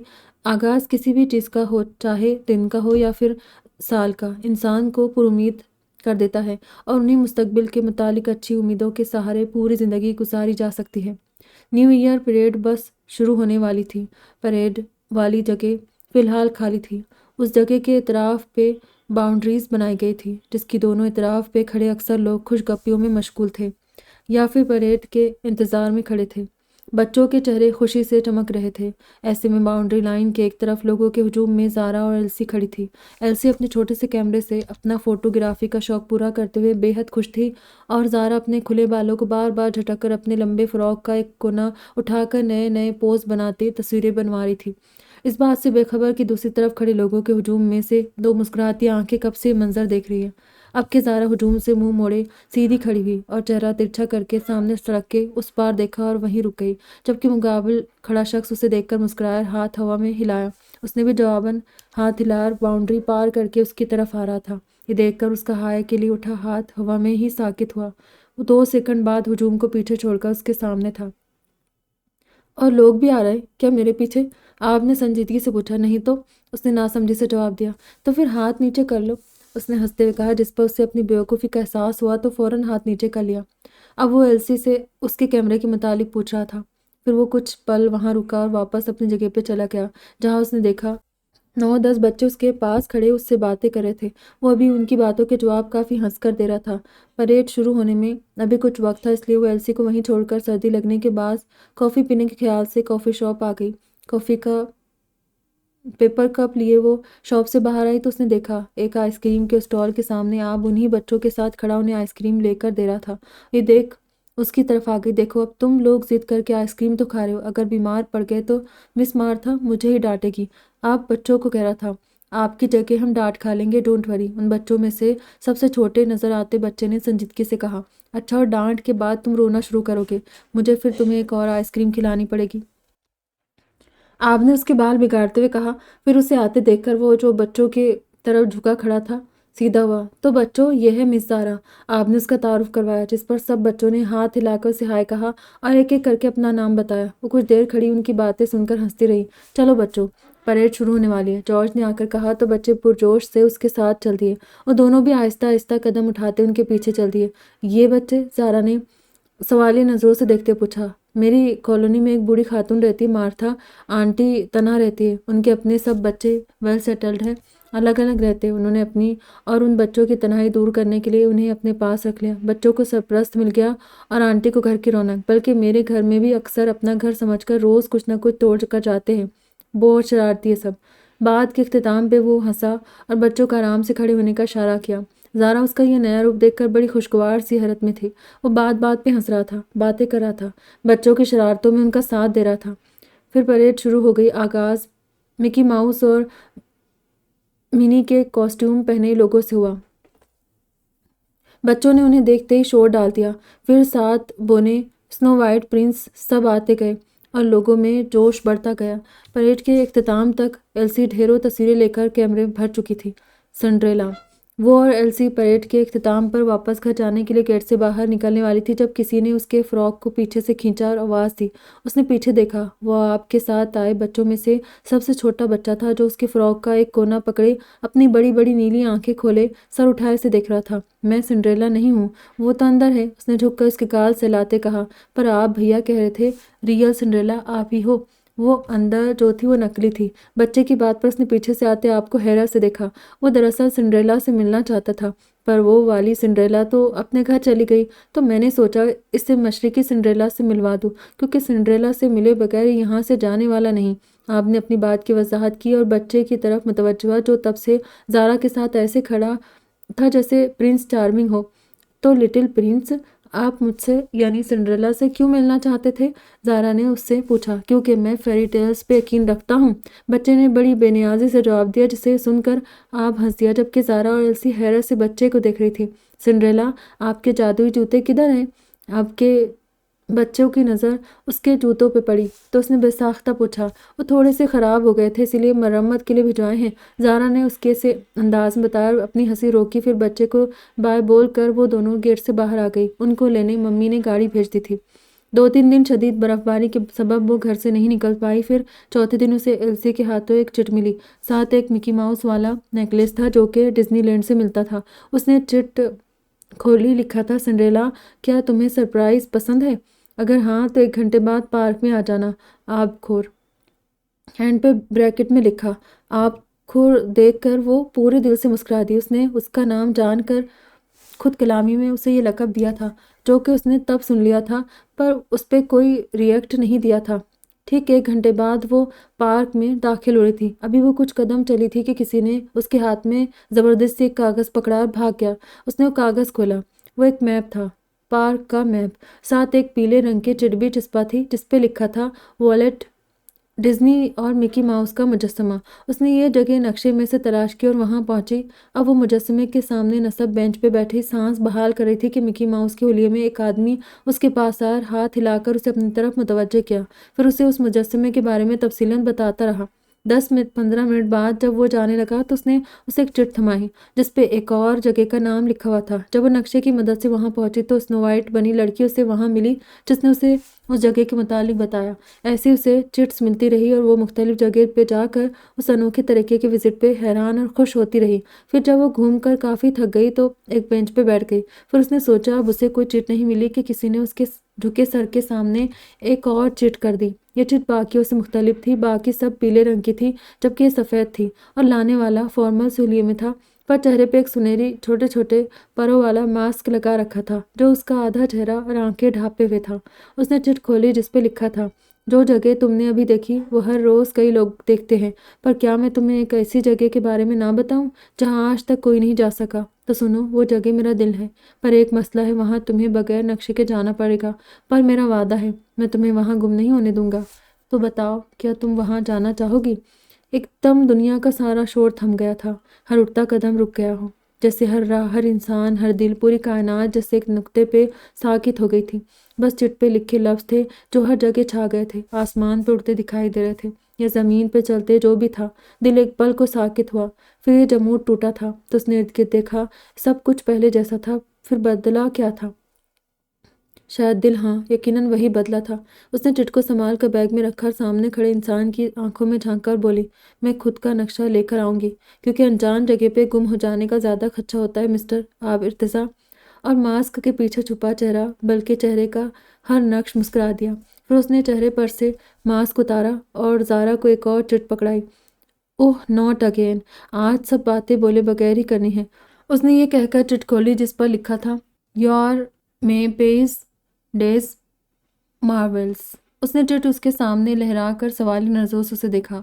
اس کا مطلب ہے تم میری ونڈرلینڈ ہو زارا؟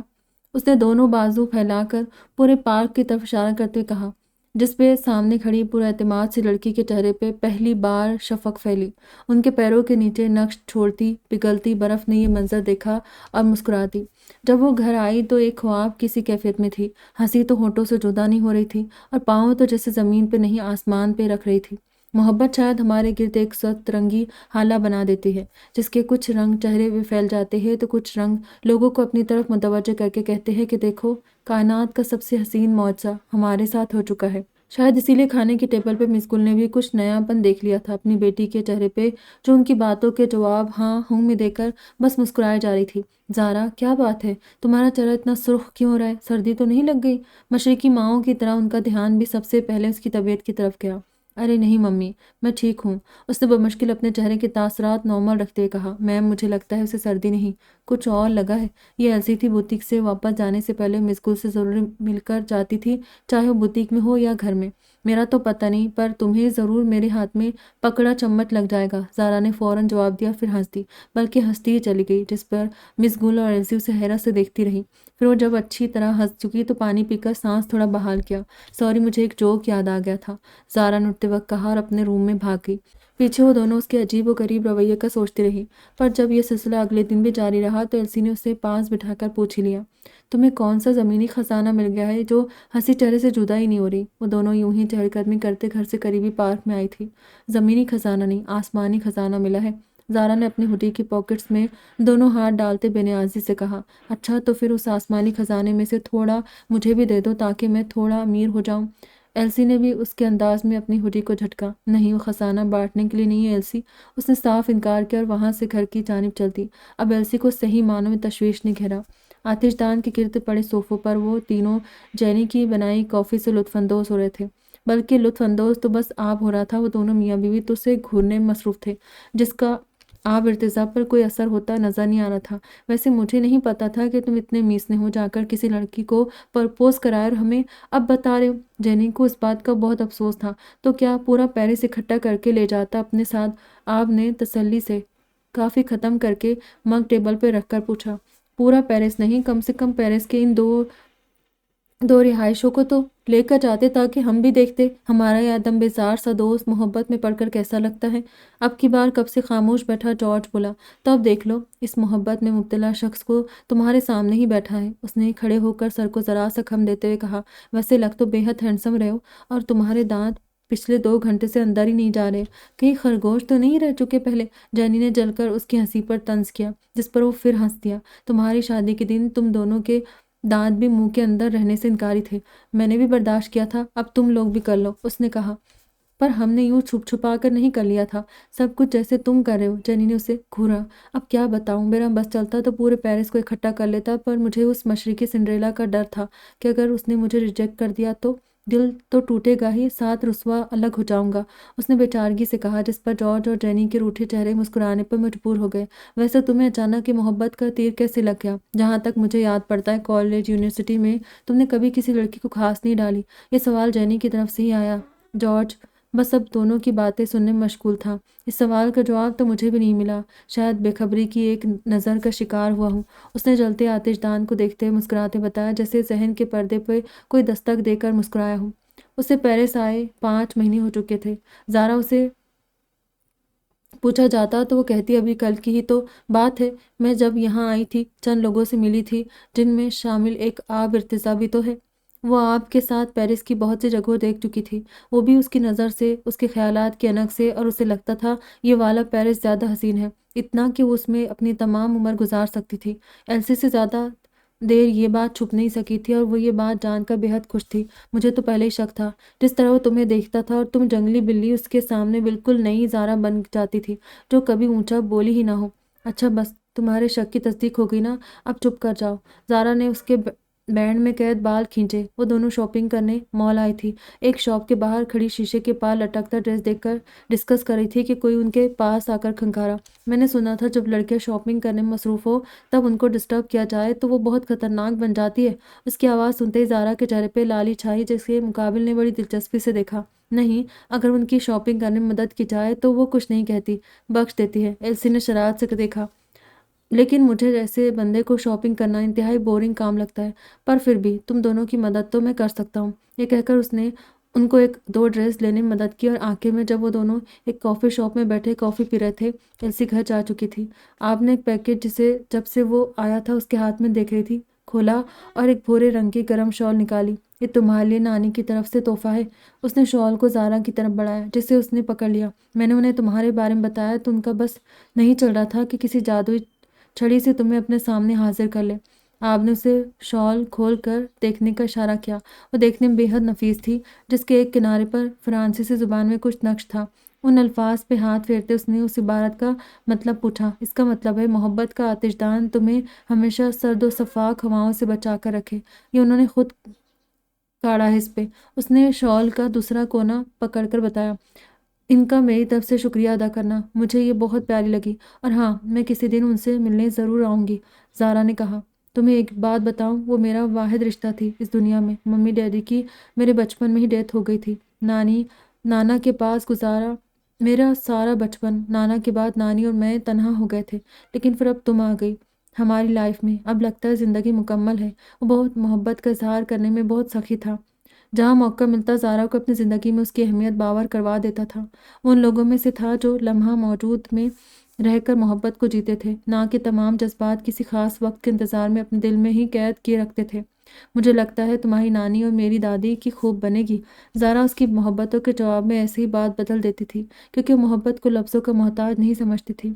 उसे कहने की ज़रूरत भी कहाँ पड़ती थी, उसका गुलनार चेहरा सब बता देता था, और आपको लगता था उस चेहरे के आगे अब तमाम लफ्ज़ इजाफी ठहरेंगे।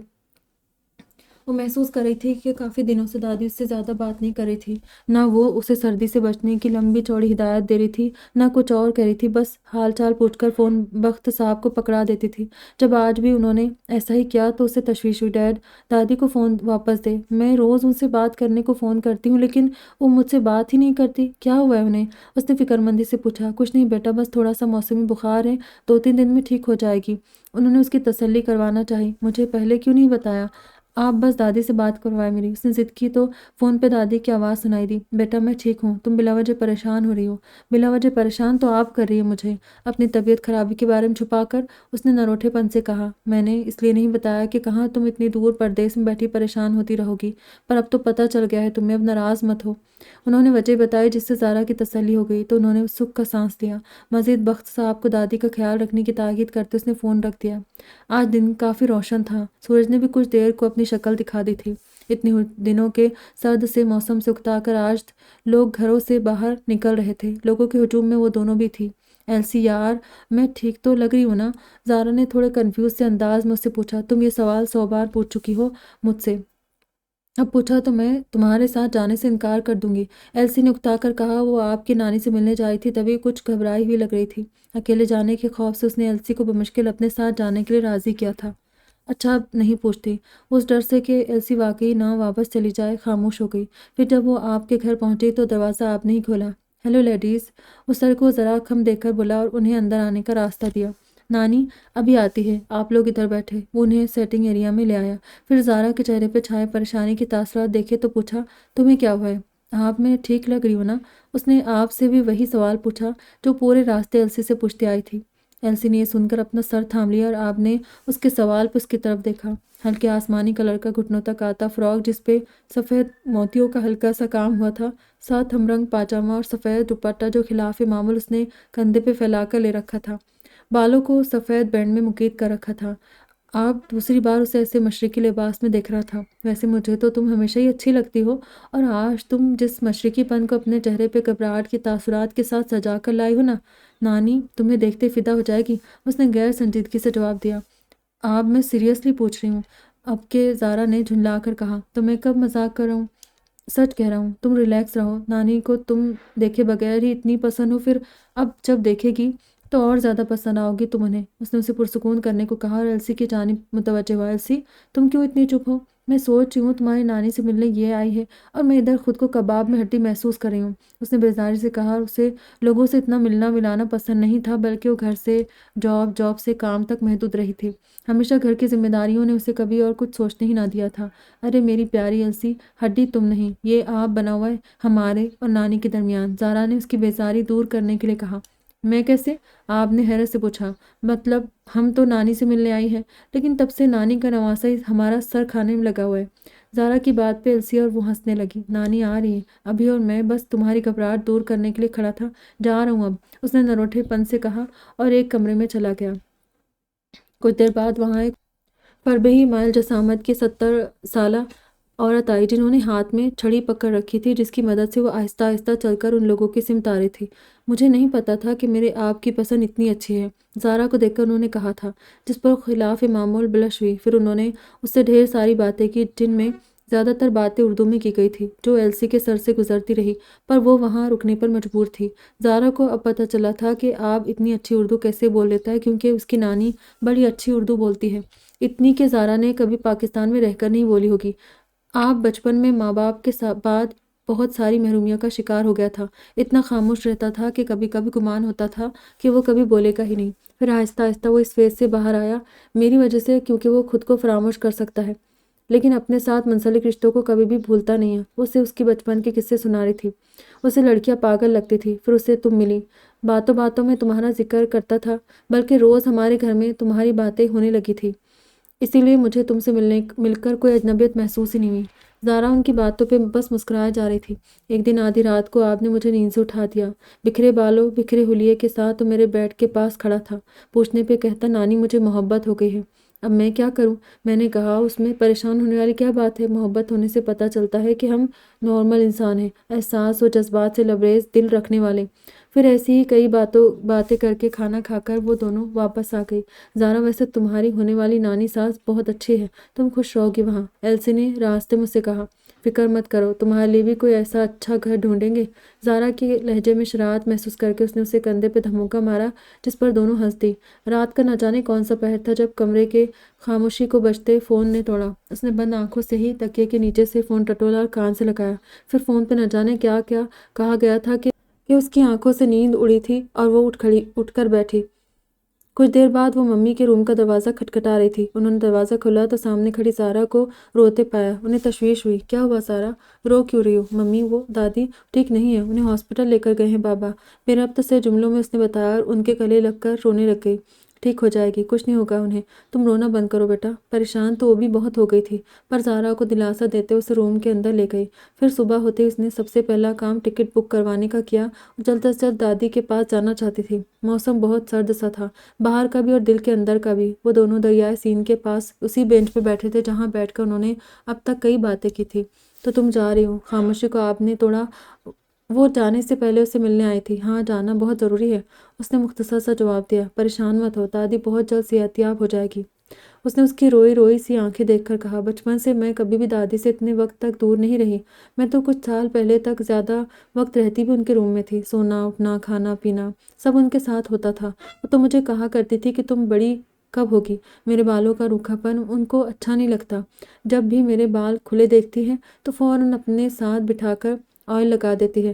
میں اپنا وارڈروب جان بوجھ کر خراب رکھتی ہوں تاکہ وہ آئے اور ٹھیک کرے۔ مجھے اچھا لگتا ہے ان سے لاڈ اٹھوانا، اور وہ اٹھاتی بھی ہے۔ جب سے ان کی بیماری کے متعلق سنا مجھے بہت ڈر لگ رہا ہے۔ آپ وہ ٹھیک ہو جائے گی نا؟ اس نے بڑی آس سے اسے دیکھ کر پوچھا۔ آپ نے دیکھا رو رو کا سوجی آنکھیں۔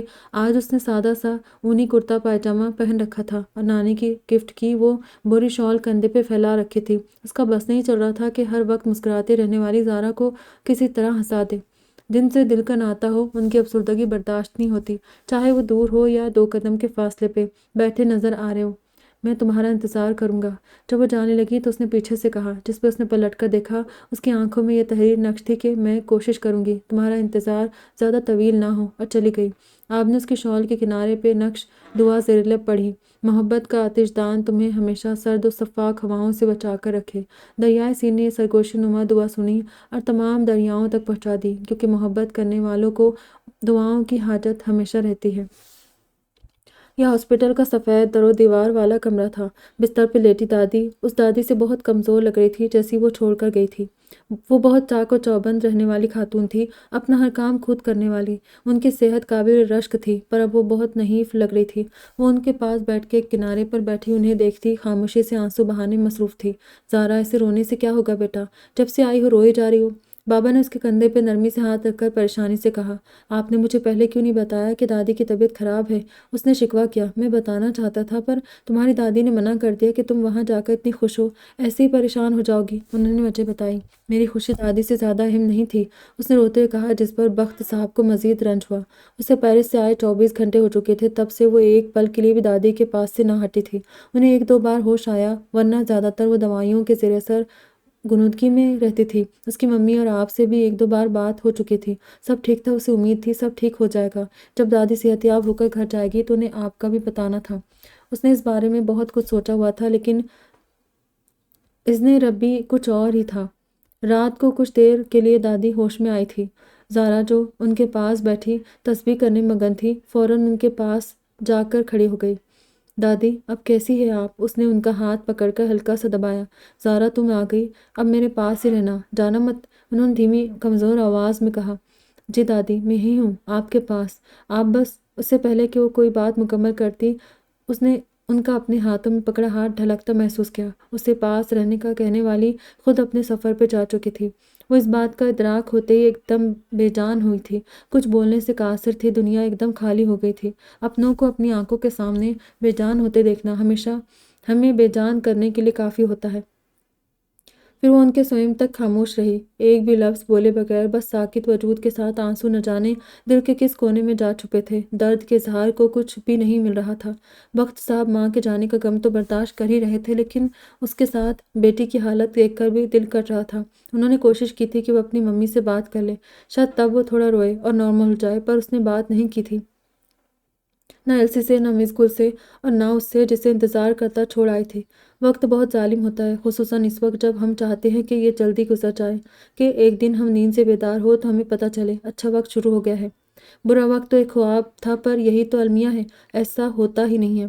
کسی ضدی بچے کی طرح وقت بھی شاید رک چکا ہے۔ آج دادی کو گئے 10 دن ہو گئے تھے، پر لگتا ہے جیسے کل ہی کی تو بات ہے جب وہ مجھے کمرے کی ہر چیز کو بے ترتیب دیکھ کر ڈانٹ رہی تھی، اور اگر مجھے علم ہوتا کہ وہ میرے پاس تعمر نہیں رہے گی تو میں کبھی کسی چیز کو بے ترتیب نہ رہنے دیتی اور نہ ان سے دور جاتی، پر جانے سے پہلے ہمیں بتا دیں تو دکھ کی وجہ ہی باقی نہ رہے۔ کسی کے جدا ہونے سے زیادہ اچانک جدا ہونے کا دکھ زیادہ ہوتا ہے۔ اچانک ملنے والے دکھ بہت جان لیوا ہوتے ہیں۔ وہ لان میں بیٹھی دور خلاؤں میں گھرتی یہ سب سوچ رہی تھی کہ جب بخت صاحب نے آ کر اس کے سر پہ ہاتھ رکھا، وہ اپنے خیالات سے چونکی اور انہیں دیکھا۔ اگر ایسے ہی ہر وقت اداس رہو گی تو تمہاری دادی کو یقیناً دکھ پہنچے گا، اور مجھے بھی۔ انہوں نے دھیمی آواز میں کہا، بابا جانے والے اس بات سے بے نیاز ہو چکے ہوتے ہیں کہ ان کے پیچھے رہ جانے والے کس حال میں ہیں۔ اس نے ان کا سر پہ رکھا ہاتھ تھام لیا۔ پر تم ایسے چپ چاپ ساری دنیا سے کٹ کر بیٹھی رہو گی تو یہ بات بھی ٹھیک نہیں ہے۔ روئی بھی نہیں ہو کھل کر، تب سے نہ کوئی بات کی نہ کوئی شکوہ۔ زارا کے لیے بےحد فکر مند تھے۔ دادی ہمیشہ کہا کرتی تھی کہ خدا سے شکوہ نہیں کرتے بلکہ اس کی رضا میں راضی رہنا چاہیے۔ تو میں بس کوشش کر رہی ہوں کہ ان کی سکھائی باتوں پہ عمل کر سکوں، اور آپ بالکل فکر مت کریں، میں ٹھیک ہوں۔ اس نے ان کے فکر مند چہرے کو دیکھ کر کہا اور اپنے کمرے کی جانب چل دی۔ زارا اپنی ممی کو کال کر لینا، تم سے بات کرنا چاہتی ہے۔ بابا نے یاد آنے پہ اس سے کہا، جس پہ کچھ بھی کہے بغیر آگے چل دی۔ کمرے میں آ کر اس نے ممی کو کال کی، کافی دیر ان سے بات کرتی رہی۔ پھر ایلسی آ گئی تو اس سے بات کر کے اس کی ذات پہ چھایا جمود تھوڑا کم ہوا۔ پھر کچھ سوچ کر اس نے وہ نمبر ملایا جس سے اتنے دنوں سے لاتعلق اختیار کی ہوئی تھی۔ مقابل شاید منتظر بیٹھا تھا، ایک پل کی بھی تاخیر کیے بغیر کال ریسیو کر لی۔ کچھ بولو گی نہیں؟ اس کی خاموشی محسوس کر کے فون پہ آپ کی آواز ابھری، بولوں گی تو اپنے فیصلے پہ قائم نہیں رہ سکوں گی، بس ایک بات کہنی تھی۔ اس نے ٹھہرے ٹھہرے لہجے میں کہا۔ کیا؟ مقابل نے لہجے میں ہزاروں خدشے لیے پوچھا، پر کاش نہ پوچھتا۔ یہی کہ میرے منتظر نہ رہنا آب ارتضیٰ، تمہیں میں اپنے انتظار سے آزاد کرتی ہوں، اور پلیز وجہ مت پوچھنا۔ آپ کو لگا پیرس کا سارا شور اس کے کانوں میں سما گیا ہے، اور رات ہونے سے پہلے ہی تاریکی نے دل پہ چھانا شروع کر دیا ہے۔ ریسیور کب کا رکھا جا چکا تھا، پر اسے لگا وقت رک گیا ہے، بالکل اسی لمحے کی طرح جس لمحے دو آنکھوں میں سمائی روشنیاں دل میں جا روشن ہوئی تھیں، پر اب ان کی جگہ تاریکی لے چکی تھی۔ پر وہ روشن آنکھیں تو ابھی بھی دل میں اسی جگہ موجود تھی، انہوں نے جگہ نہیں بدلی تھی۔ دوسری طرف آزادی کا اندھیا دے کر وہ خود وہیں بندھی رہ گئی تھی، انہیں روشنیوں کو دیکھتی دو مشتاق آنکھوں کے آس پاس۔ وقت تو حقیقتاً اب ٹھہرا تھا، ساکت تو لمحے اب ہونا شروع ہوئے تھے۔ محبت کی کہانی میں جمود تب ہی چھاتا ہے جب ہجر جیسی حقیقت سامنے آ کر کھڑی ہو جائے۔ زارا بخت کی محبت کی کہانی جس روشنی سے شروع ہوئی تھی اسی روشنی پر آ کر تھم چکی تھی، پر کون جانتا ہے تھم جانا یا چل پڑنا کرداروں کے اختیار میں تھوڑی ہوتا ہے۔ وہ تو قلمکار جب چاہے اس جمود کو کچھ لفظوں سے ہلچل میں بدل دے۔ بخت صاحب کی وجہ سے اس نے خود کو سنبھال لیا تھا اور نارمل روٹین کی طرف واپس آ گئی۔ ہاں، پہلے کی طرح گھر اس کی ہنسی سے گونجتا نہیں تھا۔ اپنا پیرس کا سفر نامہ کچھ رد و بدل کے ساتھ اس نے پبلشر کو بھیج دیا تھا، تو آج کل وہ اسی کی اشاعت میں مصروف تھی۔ پھر سفر نامے کے ساتھ اس کی کئی یادیں وابستہ تھیں، تبھی اکثر اپنے لکھے جملوں پہ ہی وہ افسردہ رہ جاتی، پر یہ افسردگی وہ کسی کے ساتھ بانٹ نہیں سکتی تھی سوائے ایلسی کے، جو اکثر اسے فون کر لیتی، اور بہت کم گو سی ایلسی گھنٹوں بے معنی باتیں کر کے اس کا دھیان بٹاتی رہتی، کیونکہ وہ اس کے تمام دکھ سے واقف تھی۔ اس نے اس کے دل کا آباد ہونا بھی دیکھا تھا اور اب اجڑ جانا بھی دیکھ رہی تھی۔ دوستوں کے وہ غم جو آپ اپنی آنکھوں کے سامنے ان پہ گزرتے دیکھتے ہیں ناقابل برداشت ہوتے ہیں، اس حد تک کہ آپ بیان نہیں کر پاتے اس اذیت کو جو اس وقت آپ پر بیت رہی ہو۔ پر وقت کا کام ہے گزرنا، تو زارا نے بھی کھینچ کھانچ کر بک کی اشاعت مصروف ہو کر 2.5-3 ماہ گزار لیے تھے۔ آج اس کی بک لانچنگ کی تقریب ہو رہی تھی۔ ایک ہال نما کمرہ جہاں ایک طرف اس کی پبلش ہوئی کتاب کی کئی کاپیاں ترتیب سے پڑی تھیں۔ کتاب کا ٹائٹل شہر روشن کا سفر اور سر وقت دونوں دیکھنے والوں کو اپنی طرف متوجہ کر رہے تھے۔ قطار سے رکھی کرسیوں پہ بیٹھے لوگ، جن میں سب سے آگے رکھی کرسیوں کی قطاروں میں کچھ صحافی ہاتھ میں نوٹ پیڈ اور قلم لیے بیٹھے تھے، اور زارا کے کچھ دوست، جاننے والے، ادب سے تعلق رکھنے والے کچھ لوگ، اور ان کے سامنے ایک کرسی پہ نیوی بلو کرتا شلوار کے ساتھ کالا پرنٹڈ دوپٹہ اوڑھے، ہاتھ میں کتاب پکڑے، صحافیوں کو کتاب کے متعلق بتا رہی تھی۔ میم، اس کتاب کی کوئی خاص بات بتائیں جس کی وجہ سے پڑھنے والے اسے پڑھیں، ایک صحافی نے اپنا پین کاغذ پہ چلاتے پوچھا۔ اگر آپ کو خالق کی تخلیق کی گئی دنیا کی خوبصورتی اٹریکٹ کرتی ہے اور آپ کو حسین جگہوں کے متعلق جاننے کا شوق ہے تو آپ اس کتاب کو پڑھیں، آپ کو مایوسی نہیں ہوگی۔ اس نے سنجیدگی سے جواب دیا۔ میں اس سے پہلے آپ کے 2 سفر نامے پڑھ چکی ہوں، مجھے آپ کے لکھنے میں جو بے ساختہ پن ہوتا ہے بہت اچھا لگتا ہے، تو میں پوچھنا چاہتی ہوں اس سفر نامے میں کوئی ایسی بات جو آپ نے سوچی نہ ہو، بس بے ساختہ لکھتی ہو؟ ایک لڑکی نے پوچھا۔ ایک دن میں یوں ہی ٹہلنے کی گھر سے باہر نکلی اور چلتے چلتے فٹ پاتھ پہ چلنے لگی۔ تب موسم بہت خوشگوار تھا، کافی دنوں کے بعد سورج نے اپنی گرمائش پیرس کی زمین پہ ڈالی تھی، تو اسی وجہ سے وہاں کئی لوگ تفریح کرتے نظر آ رہے تھے۔ میں نے وہیں ایک مجسمے کے پاس ایک 70-80 سالہ جوڑے کو بیٹھے دیکھا۔ بوڑھی عورت ویل چیئر پر تھی، جبکہ بزرگ اپنے ہاتھ میں پکڑے ہارمونیکا کو منہ سے لگائے کوئی دھن بجانے کی کوشش کر رہے تھے، لیکن انہیں اس کام میں بہت مشکل پیش آ رہی تھی، کیونکہ ہارمونیکا بجانے کی کوشش میں ان کا سانس پھول جاتا تھا، جسے درست کرنے کے لیے تھوڑی تھوڑی دیر بعد اپنے کوٹ کی پاکٹ سے انہیلر نکال کر منہ سے لگاتے۔ عورت انہیں شاید ہارمونیکا بجانے سے منع کری تھی۔ میں ان کے پاس گئی اور ان سے پوچھا کہ آپ یہ کیوں بجا رہے ہیں؟ تو انہوں نے کہا، یہ میری بیوی نے مجھے شادی والے دن گفٹ کیا تھا، اور آج کے دن ہماری شادی کو 50 سال ہو گئے ہیں، تبھی میں اپنی بیوی کے لیے اس دن کی یاد میں یہ بجا رہا ہوں۔ وہ لمحہ تھا جب مجھے یہ بات محسوس ہوئی کہ صدیوں کی رفاقت میں سب سے اہم چیز ہوتی ہے خلوص، ایک دوسرے کی چھوٹی چھوٹی خوشیوں کا خیال رکھنا۔ میں نے گھر آتے اپنے سفر نامے میں یہ واقعہ لکھا، اور یہ بے ساختہ لکھی جانے والی بات تھی۔ لوگوں نے اس کے خاموش ہوتے ہی تالیاں بجائی۔ پھر چند سوالوں کے بعد تقریب ختم ہوئی۔ اس نے ایلسی کو بھی بھجوائی تھی یہ کتاب، باوجود اس کے کہ اسے اردو پڑھنی نہیں آتی۔ کسی سے ترجمہ کروا لینا۔ اس کے کہنے پر اس نے ہنستے ہوئے کہا تھا، میرے آس پاس موجود لوگوں میں سے کسی کو اردو نہیں آتی۔ ایلسی نے احتجاجاً کہا، جس پر اسے وہ یاد آیا جسے اردو آتی تھی، اور بہت ہی اچھی آتی تھی۔ موسم بدل رہا تھا۔ پچھلے سال ایسے ہی سرد موسم میں دل نے بہار اوڑھی تھی، اور پھر جلد ہی خزاں کی زرد چادر نے بہار کی جگہ لے لی تھی۔ ہوا میں کھنکیں آ گئی تھی، اور وقت بھی شام کا تھا، جو اپنے اندر پتہ نہیں کس کس کی آنکھوں کی اداسی لیے پورے ماحول پر چھائی ہوئی تھی، اور ان میں سے 2 اداس آنکھیں اس کی تھیں، جو درختوں کی قطار کے ساتھ آہستہ آہستہ قدم رکھتی جا رہی تھی۔ کبھی کبھی سر اٹھا کر ان درختوں کو دیکھ لیتی تھی، جیسے ان سے کچھ کہہ رہی ہو، اور وہ بھی اپنی شاخیں پھیلائے اسے یقین دہانی کروا رہے ہوں کہ ہم سن رہے ہیں۔ تمہیں معلوم ہے، میں نے کبھی کسی چیز یا انسان کی اتنی کمی کبھی محسوس ہی نہیں کی جتنی تمہاری کمی مجھے رلاتی ہے۔ اس سرگوشی ہواؤں میں کہیں تحلیل ہو گئی تھی۔ مجھے تو علم ہی نہ تھا کہ کسی انسان کی غیر موجودگی آپ کو اتنا بھی اداس کر سکتی ہے کہ آپ کو سانس لینا مشکل ہو جائے۔ محبت کرنے والے انسان کی حالت کسی دل کے مریض جیسی ہو جاتی۔ پتہ ہی نہیں چلتا کب کس وقت کسی کی یادیں آپ کو اس طرح گھیر لیں کہ سانس لینا مشکل ہو جانے لگے، اور دل کے مریض کی سانس اکھڑے تو اسے انہیلر دیا جاتا ہے، لیکن محبت کے مریض کے لیے کوئی انہیلر نہیں ہوتا۔ یہ سرگوشیاں سن کر درخت چاہتے تھے اپنی شاخیں اس پر پھیلا دے، شاخوں پر لگے تمام پھول اس پر برسا دے، بس کسی طرح اس لڑکی کو اس اذیت سے نکال باہر کرے۔ ہاں، اذیت، محبت اذیت ہی تو ہوتی ہے، اور اس کا روز کا معمول تھا۔ وہ روز شام کو کچھ وقت ان راستوں سے گزر کر ہواؤں کو اپنا دکھ سنا کر گزرتی تھی۔ انسانی نفسیات ایسی ہے، جب اسے اپنے اندر کا حال سنانے کے لیے کوئی میسر نہ ہو تو بے زبان چیزوں کو اپنا دکھ سنانے بیٹھ جاتا ہے۔ اس حالت میں اسے نیچر اٹریکٹ کرتا ہے۔ خاموش اسلام آباد کی خاموشی اسے دل پہ چھائی خاموشی کے مشابہ لگتی تھی۔ اسے شہر پہلے کبھی اتنا بے نیاز اور لاپرواہ نہ لگا جتنا اب لگتا تھا۔ اسے لگتا تھا وہ بھی ایسی ہو گئی ہے، ہزاروں لوگوں کے ہجوم میں بھی خاموش سی۔ پیرس نے اپنے گرد ایک سوگ میں مبتلا بیوہ کی طرح برف کی سفید چادر خود پہ لپیٹنا شروع کر دی تھی۔ پارک میں صبح کے 10 بجے رش نہ ہونے کے برابر تھا۔ مکی ماؤس کا مجسمہ ہلکی ہلکی برف کی لپیٹ میں تھا، اور اس کے سامنے رکھے بینچ کے پاس وہ وجود خود بھی بنا حرکت کیے ایک ہی زاویے میں کب سے کھڑا مجسمہ معلوم ہو رہا تھا۔ وہ بھی اداسی و یاسیت کا مجسمہ، سر پہ ہیٹ لیے، گردن کے گرد نیلے رنگ کا مفلر لپیٹے، دونوں ہاتھ سرمئی کوٹ کے جیبوں میں ڈالے، ہلکی سی برف کی تہ اس کی ہیٹ پہ بھی جمی ہوئی تھی۔ آنکھوں کے پار ایک منظر روشن تھا، سفید رنگ کے چٹکولے چہرے پہ ناقابل بیان تاثرات لیے بینچ پہ بیٹھی سارا بخت، اور بالکل اس کے سامنے والی جگہ پہ کھڑا منتظر آنکھوں سے اسے دیکھتا آب ارتضا، جو کہ آج تک منتظر تھا۔ یار تو یہاں نہ آیا کر، جارج، جو کب سے اسے یہاں وہاں کھڑے دیکھ رہا تھا، بے بسی سے بولا۔ کمال ہے، پہلے تو ہی مجھے زبردستی یہاں بلایا کرتا تھا اپنی مدد کے لیے، اور اب نہ آنے کا کہہ رہا ہے۔ آپ نے نظر وہی مرکوز کے لہجے کو ہموار کرتے کہا، مجھے پتا ہوتا کہ یہاں آ کر تم اپنا یہ حال بنا لو گے تو تجھے کبھی یہاں نہ آنے دیتا، جارج نے پہلے سے لہجے میں کہا۔ اب وہ جارج کے آفس میں آ چکے تھے۔ کیا ہوا ہے؟ میرے حال کو اچھا بھلا تو ہوں؟ اس نے اپنی نشست سنبھالی، پھر ہلکا سا مسکرایا۔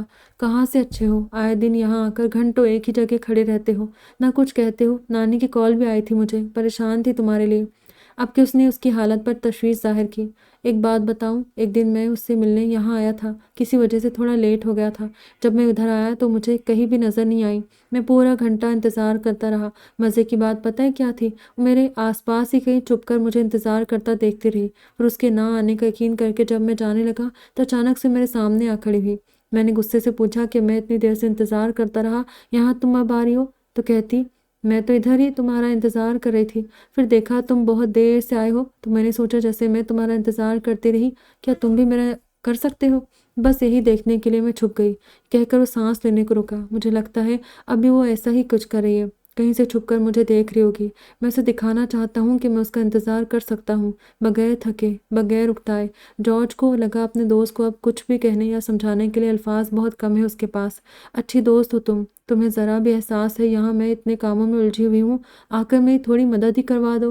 ایلسی کی جھنجھلائی سی آواز فون میں سے آ رہی تھی۔ میں تمہاری کیا مدد کر سکتی ہوں؟ اور تم نے کون سا ہزاروں مہمانوں کی لسٹ کو سنبھالنا ہے؟ بس ڈریس لینا ہے اور قریبی جاننے والوں کو انوائٹ کرنا ہے۔ ایلسی کی شادی تھی، اس نے اسے انویٹیشن کارڈ اور ہزاروں دھمکیوں سے بھرا خط بھیجا تھا کہ اگر وہ نہ آئی تو شادی نہیں کروں گی، عین شادی کے وقت انکار کر دوں گی، اور ایسی کئی دھمکیاں۔ یہ بس اتنے سے کام نہیں ہے، بہت زیادہ کام ہے، مجھے تو پتہ ہی نہیں چل رہا میں کروں تو کیا کروں۔ ایلسی نے بے بسی سے کہا اچھا بتاؤ میں تمہاری کیا مدد کر سکتی ہوں؟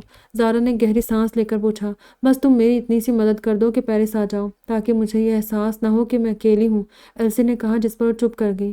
اس کی خاموشی محسوس کر کے ایلسی نے پھر زیادہ اصرار نہیں کیا۔ زارا بیٹا چلی جاؤ، تمہاری دوست کتنی محبت سے بلا رہی تمہیں۔ بخت صاحب نے اس کے کمرے میں پڑا ایلسی کا بھیجا شادی کا کارڈ دیکھ لیا تھا۔ جب انہیں پتہ چلا وہ جانا نہیں چاہتی تو اسے سمجھانے آئے تھے۔ بابا میں جانا نہیں چاہتی، اس نے مختصراً کہا۔ تم میری وجہ سے نہیں جا رہی ہو نا؟ تو بیٹا کوئی دنوں کی بات ہے، چلی جاؤ۔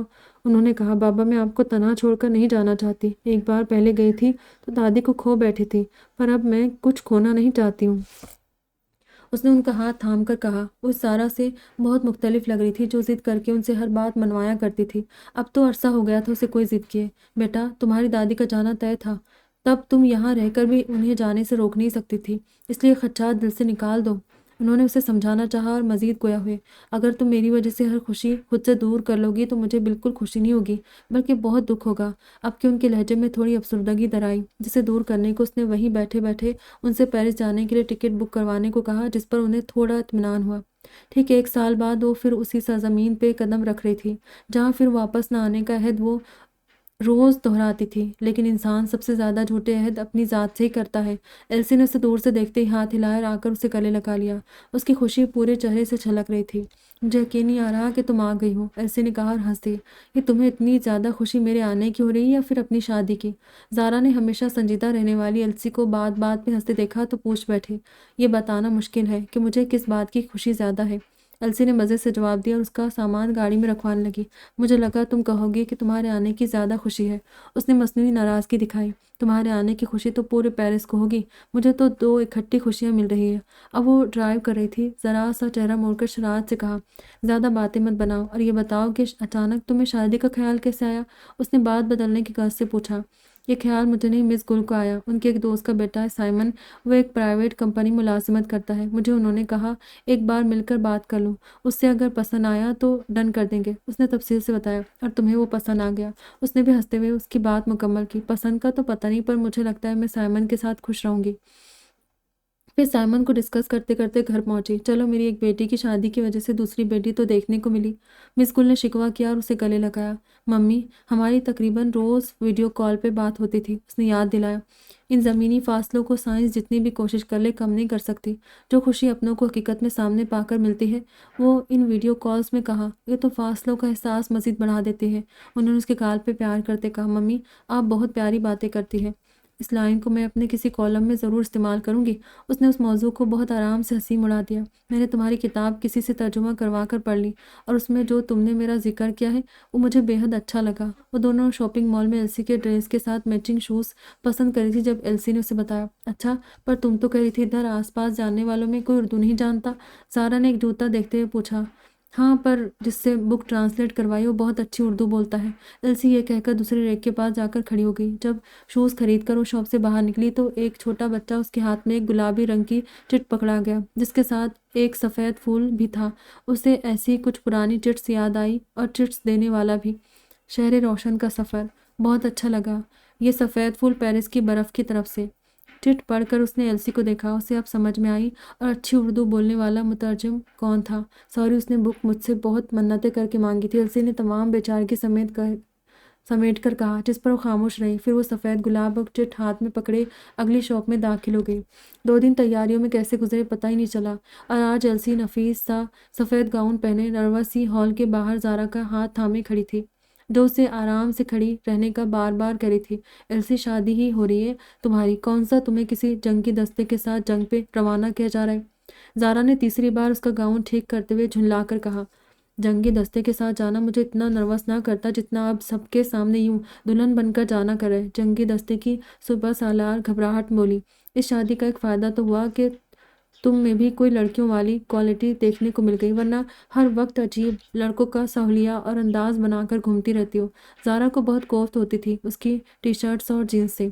अच्छा बस आज के दिन तो मुझे बातें मत सुनाओ, एल्सी ने बेचारगी से कहा, जिस पर वो चुप कर गई और एल्सी की मॉम के इशारे पे उसके गाउन का एक कोना हाथ में थामे उसे फूलों का छोटा सा गुलदस्ता पकड़ाते हॉल में दाखिल हो गई। 2 छोटी बच्चियां उन दोनों से कुछ कदम आगे चल रही थी। ज़ारा उन दोनों बच्चियों की फ्रॉक का रंग हल्का सा सुनहरी था और तीनों ने बालों में चंद सफ़ेद गुलाब अटकाए हुए थे, जबकि एल्सी का गाउन सफ़ेद था और बालों के जोड़े में 2 सुर्ख गुलाब अपनी खुशबू बिखेर रहे थे। दोनों कतारों में खड़े लोग दुल्हन को आता देखकर उसकी तरफ मुतवज्जे, जबकि सफ़ेद छट के साथ भूरी टाई लगाए खड़े शख्स को लगा पूरे हॉल ने किसी के लिबास का सुनहरी रंग चुरा लिया हो, और अब उस रंग पे नाज करता हॉल में लगी मोमबत्तियों को अपनी खुशी बता रहा हूँ। साथ खड़े जॉर्ज ने खंकार कर उसे अपनी तरफ मुतवज्जे किया। अब एल्सी और साइमन अहद बांध रहे थे ताउम्र साथ रहने का, जो अहद 2 लोगों को एक दूसरे के लिए लाजिम व मलज़ूम कर देते हैं, ताउम्र एक अनदेखी डोर में बांध देते हैं। वो किसी भी मज़हब के हों, बहुत दिलकश लगते हैं और देखने वालों पे एक सा तासुर छोड़ते हैं। उसे इल्म था कि 2 आंखें बाकी सबसे बेनियाज होकर कब से उसके चेहरे का तवाफ कर रही हैं। हॉल में आते उसने भी तो उन आंखों का सुनहरा होता देखा था, पर वो लापरवाह बनी अपनी नज़रों को एक ज़ाविये पर मरकूज़ की खड़ी रही। पर मुकाबिल को भी इल्म था कि लरजती पलकों के उस पार भी कोई तासुर जागा है, शायद शनासाई का। कम से कम मुजरिम को सज़ा सुनाने से पहले उसका जुर्म तो बताया जाता है। शादी की तमाम रसूमात हो चुकी थी। अब आहिस्ता आहिस्ता सब मेहमान हॉल से बाहर जा रहे थे।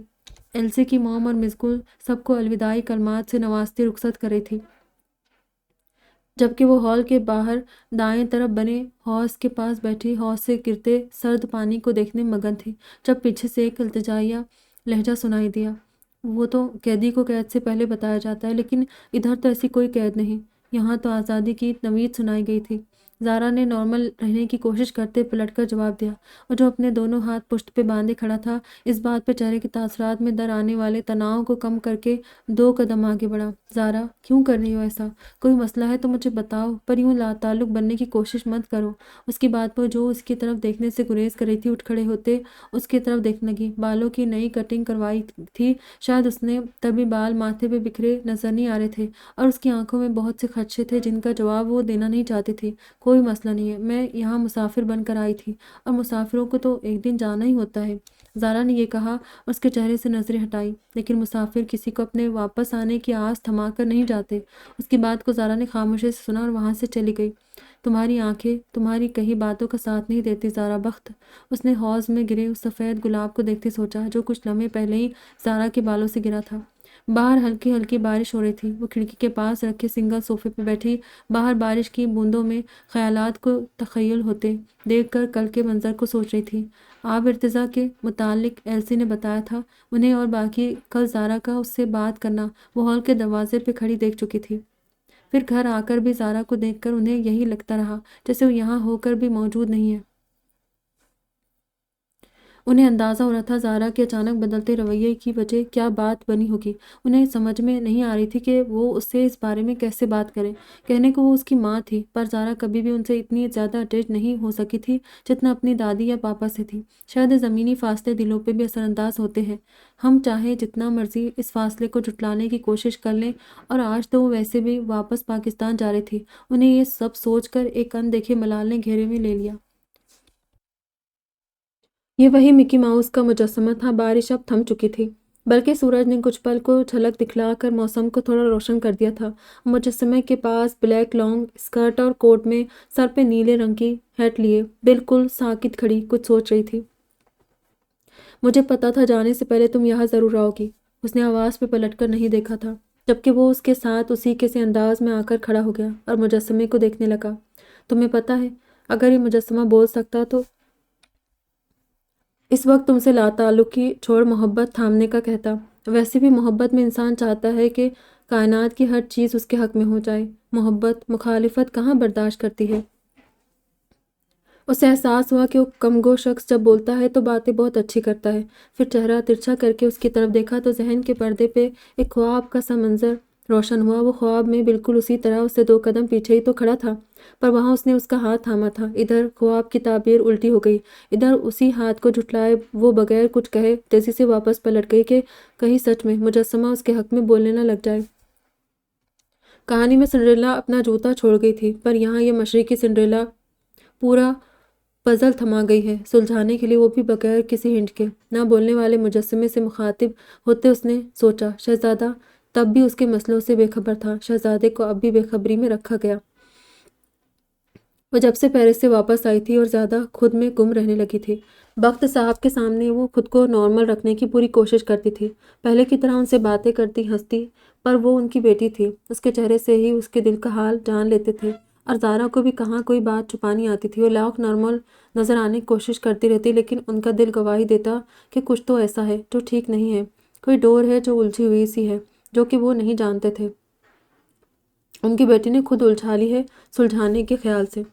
اور سب سے بڑی تبدیلی زارا میں یہ آئی تھی کہ وہ شام کے وقت کالونی کے گرد چکر لگاتی، ایک لمبی واک پر نکل جاتی تھی جو 2 گھنٹوں سے بھی زیادہ طویل ہوتی، جبکہ پہلے اسے واک کرنا، بلکہ تنہا واک کرنا بہت بورنگ لگتا تھا، اور شاید کسی ذہنی خلفشار کے سبب سے بخار رہنے لگا تھا، جو کبھی انتہا کو پہنچ جاتا تو کبھی کم ہو جاتا۔ جب انہیں لگتا وہ اب بالکل ٹھیک ہے، تبھی اس کی طبیعت اور زیادہ خراب ہو جاتی۔ وہ یہ سب باتیں سوچ کر مزید الجھ گئے تھے۔ اتنا تو انہیں یقین تھا کہ کوئی بات ہے جو ان کی بیٹی کو پریشان کر رہی ہے، پر ان کی سمجھ سے باہر تھا کہ اس پریشانی کا سراغ کیسے لگائے۔ یہاں آ کر انہیں زارا کی دادی کی کمی بہت محسوس ہوئی، جو بات وہ ان کے 1000 بار پوچھنے پہ بھی نہیں بتا رہی تھی، ان کے ایک بار کے استفسار پر ہی بتا دینی تھی۔ پاپا، میں نے آپ کو بہت پریشان کیا ہوا ہے نا آج کل؟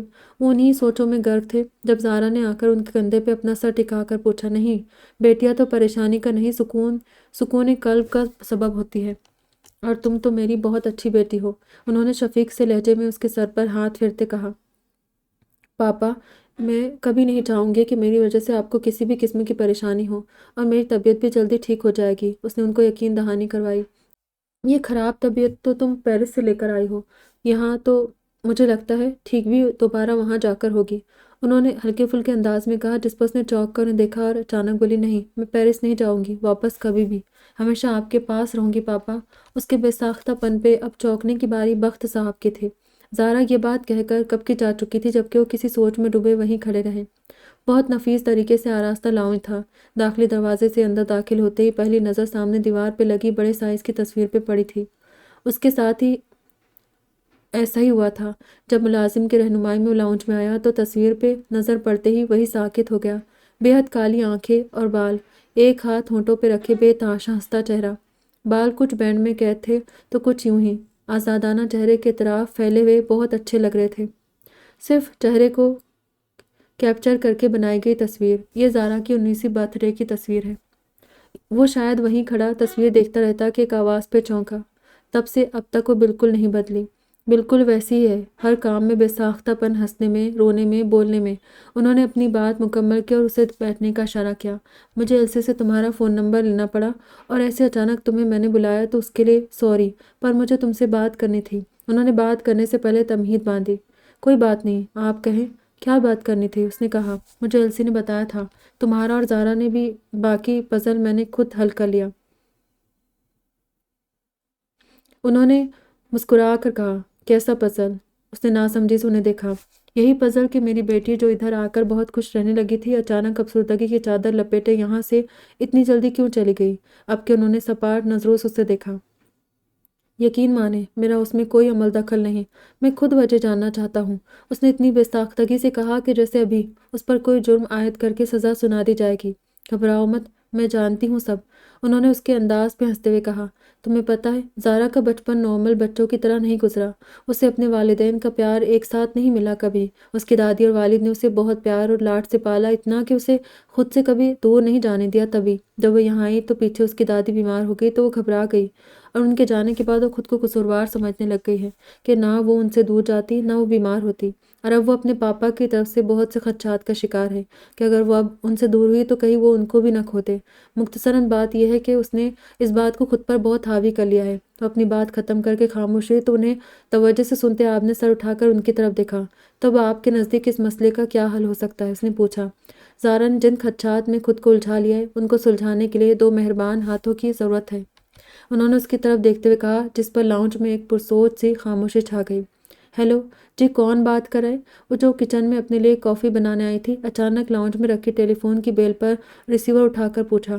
وہی جسے ایک پاکستانی مسافر اپنا منتظر چھوڑ آئی تھی۔ دوسری طرف سے بہت آرام سے کہا گیا، جس پر زارا نے فون پہ نمبر دیکھا جو وہ پہلے عجلت میں دیکھنا بھول گئی تھی، پر یہ اس کا نمبر نہیں تھا، کسی ان نون نمبر سے کال کی تھی آپ نے۔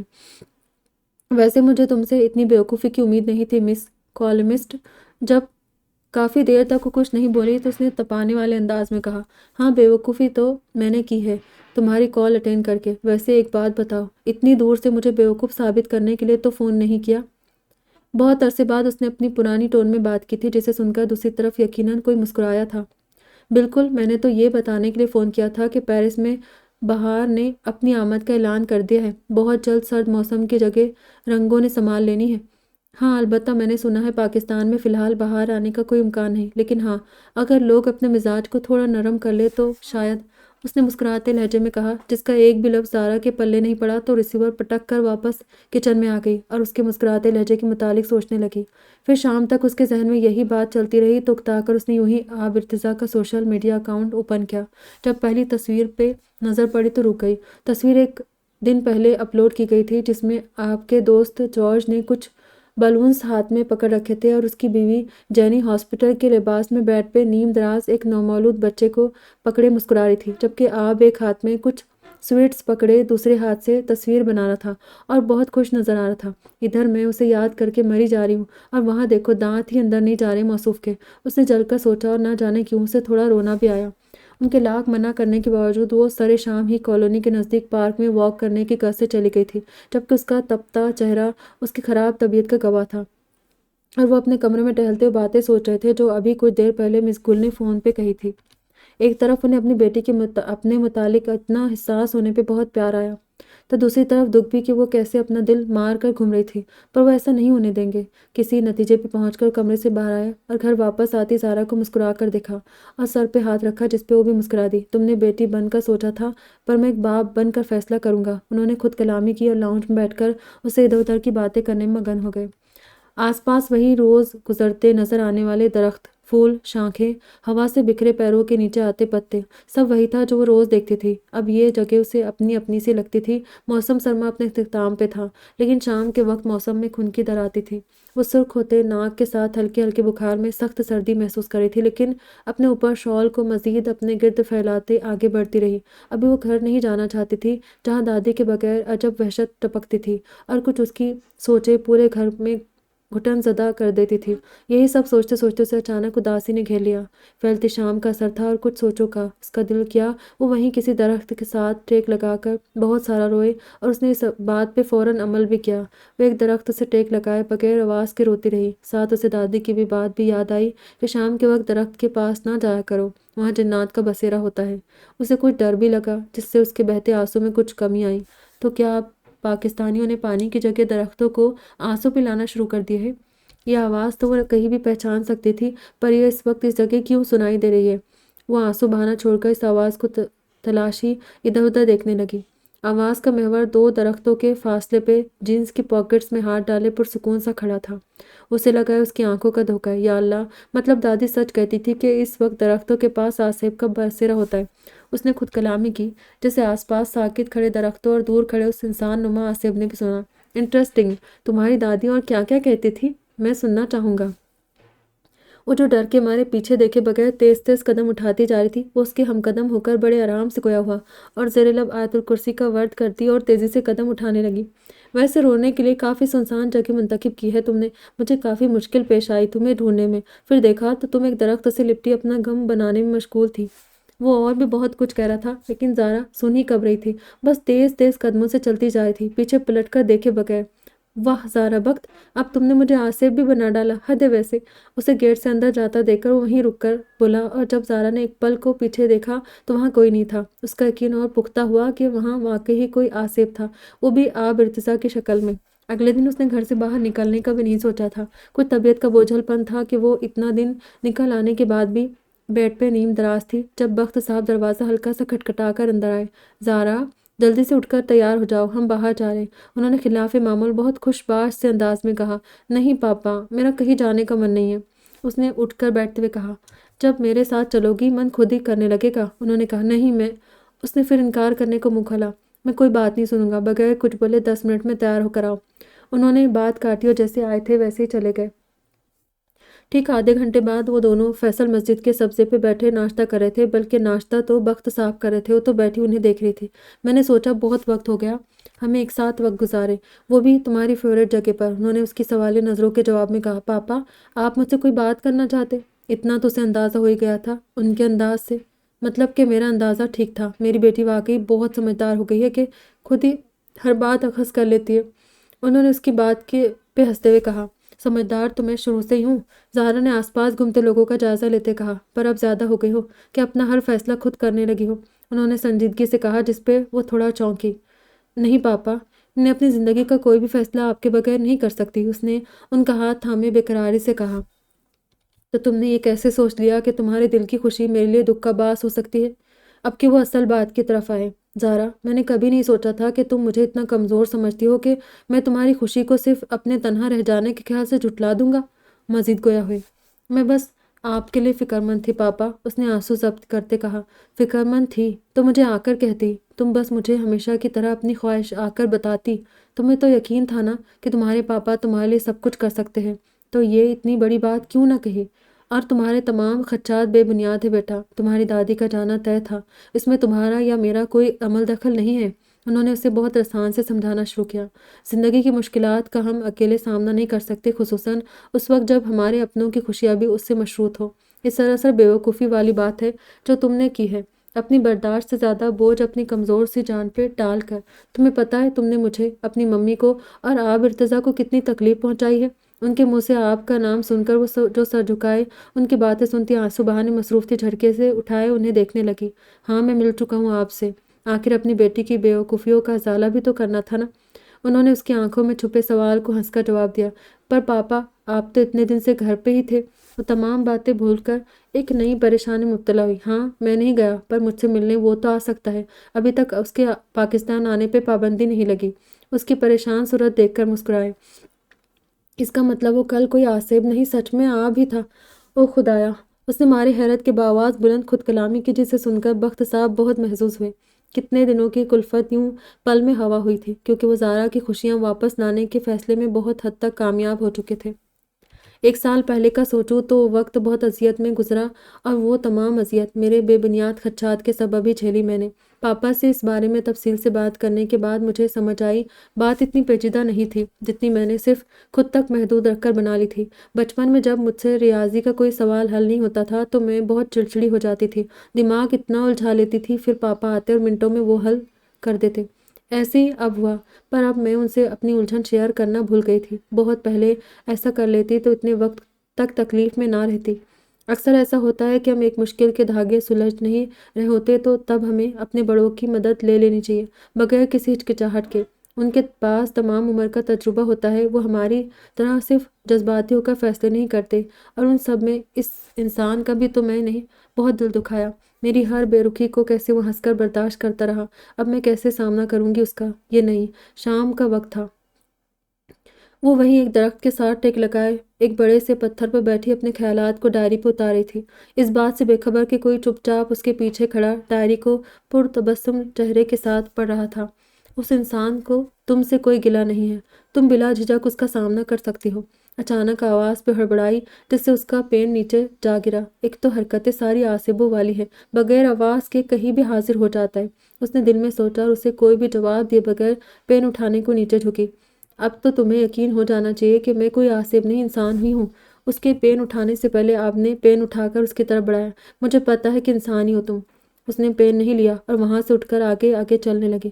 مجھے تو لگ رہا تھا کہ سب باتیں کلیئر ہو چکی ہے، پھر یہ بے رخی کیوں؟ اس نے اس کے ساتھ چلتے سنجیدگی سے پوچھا۔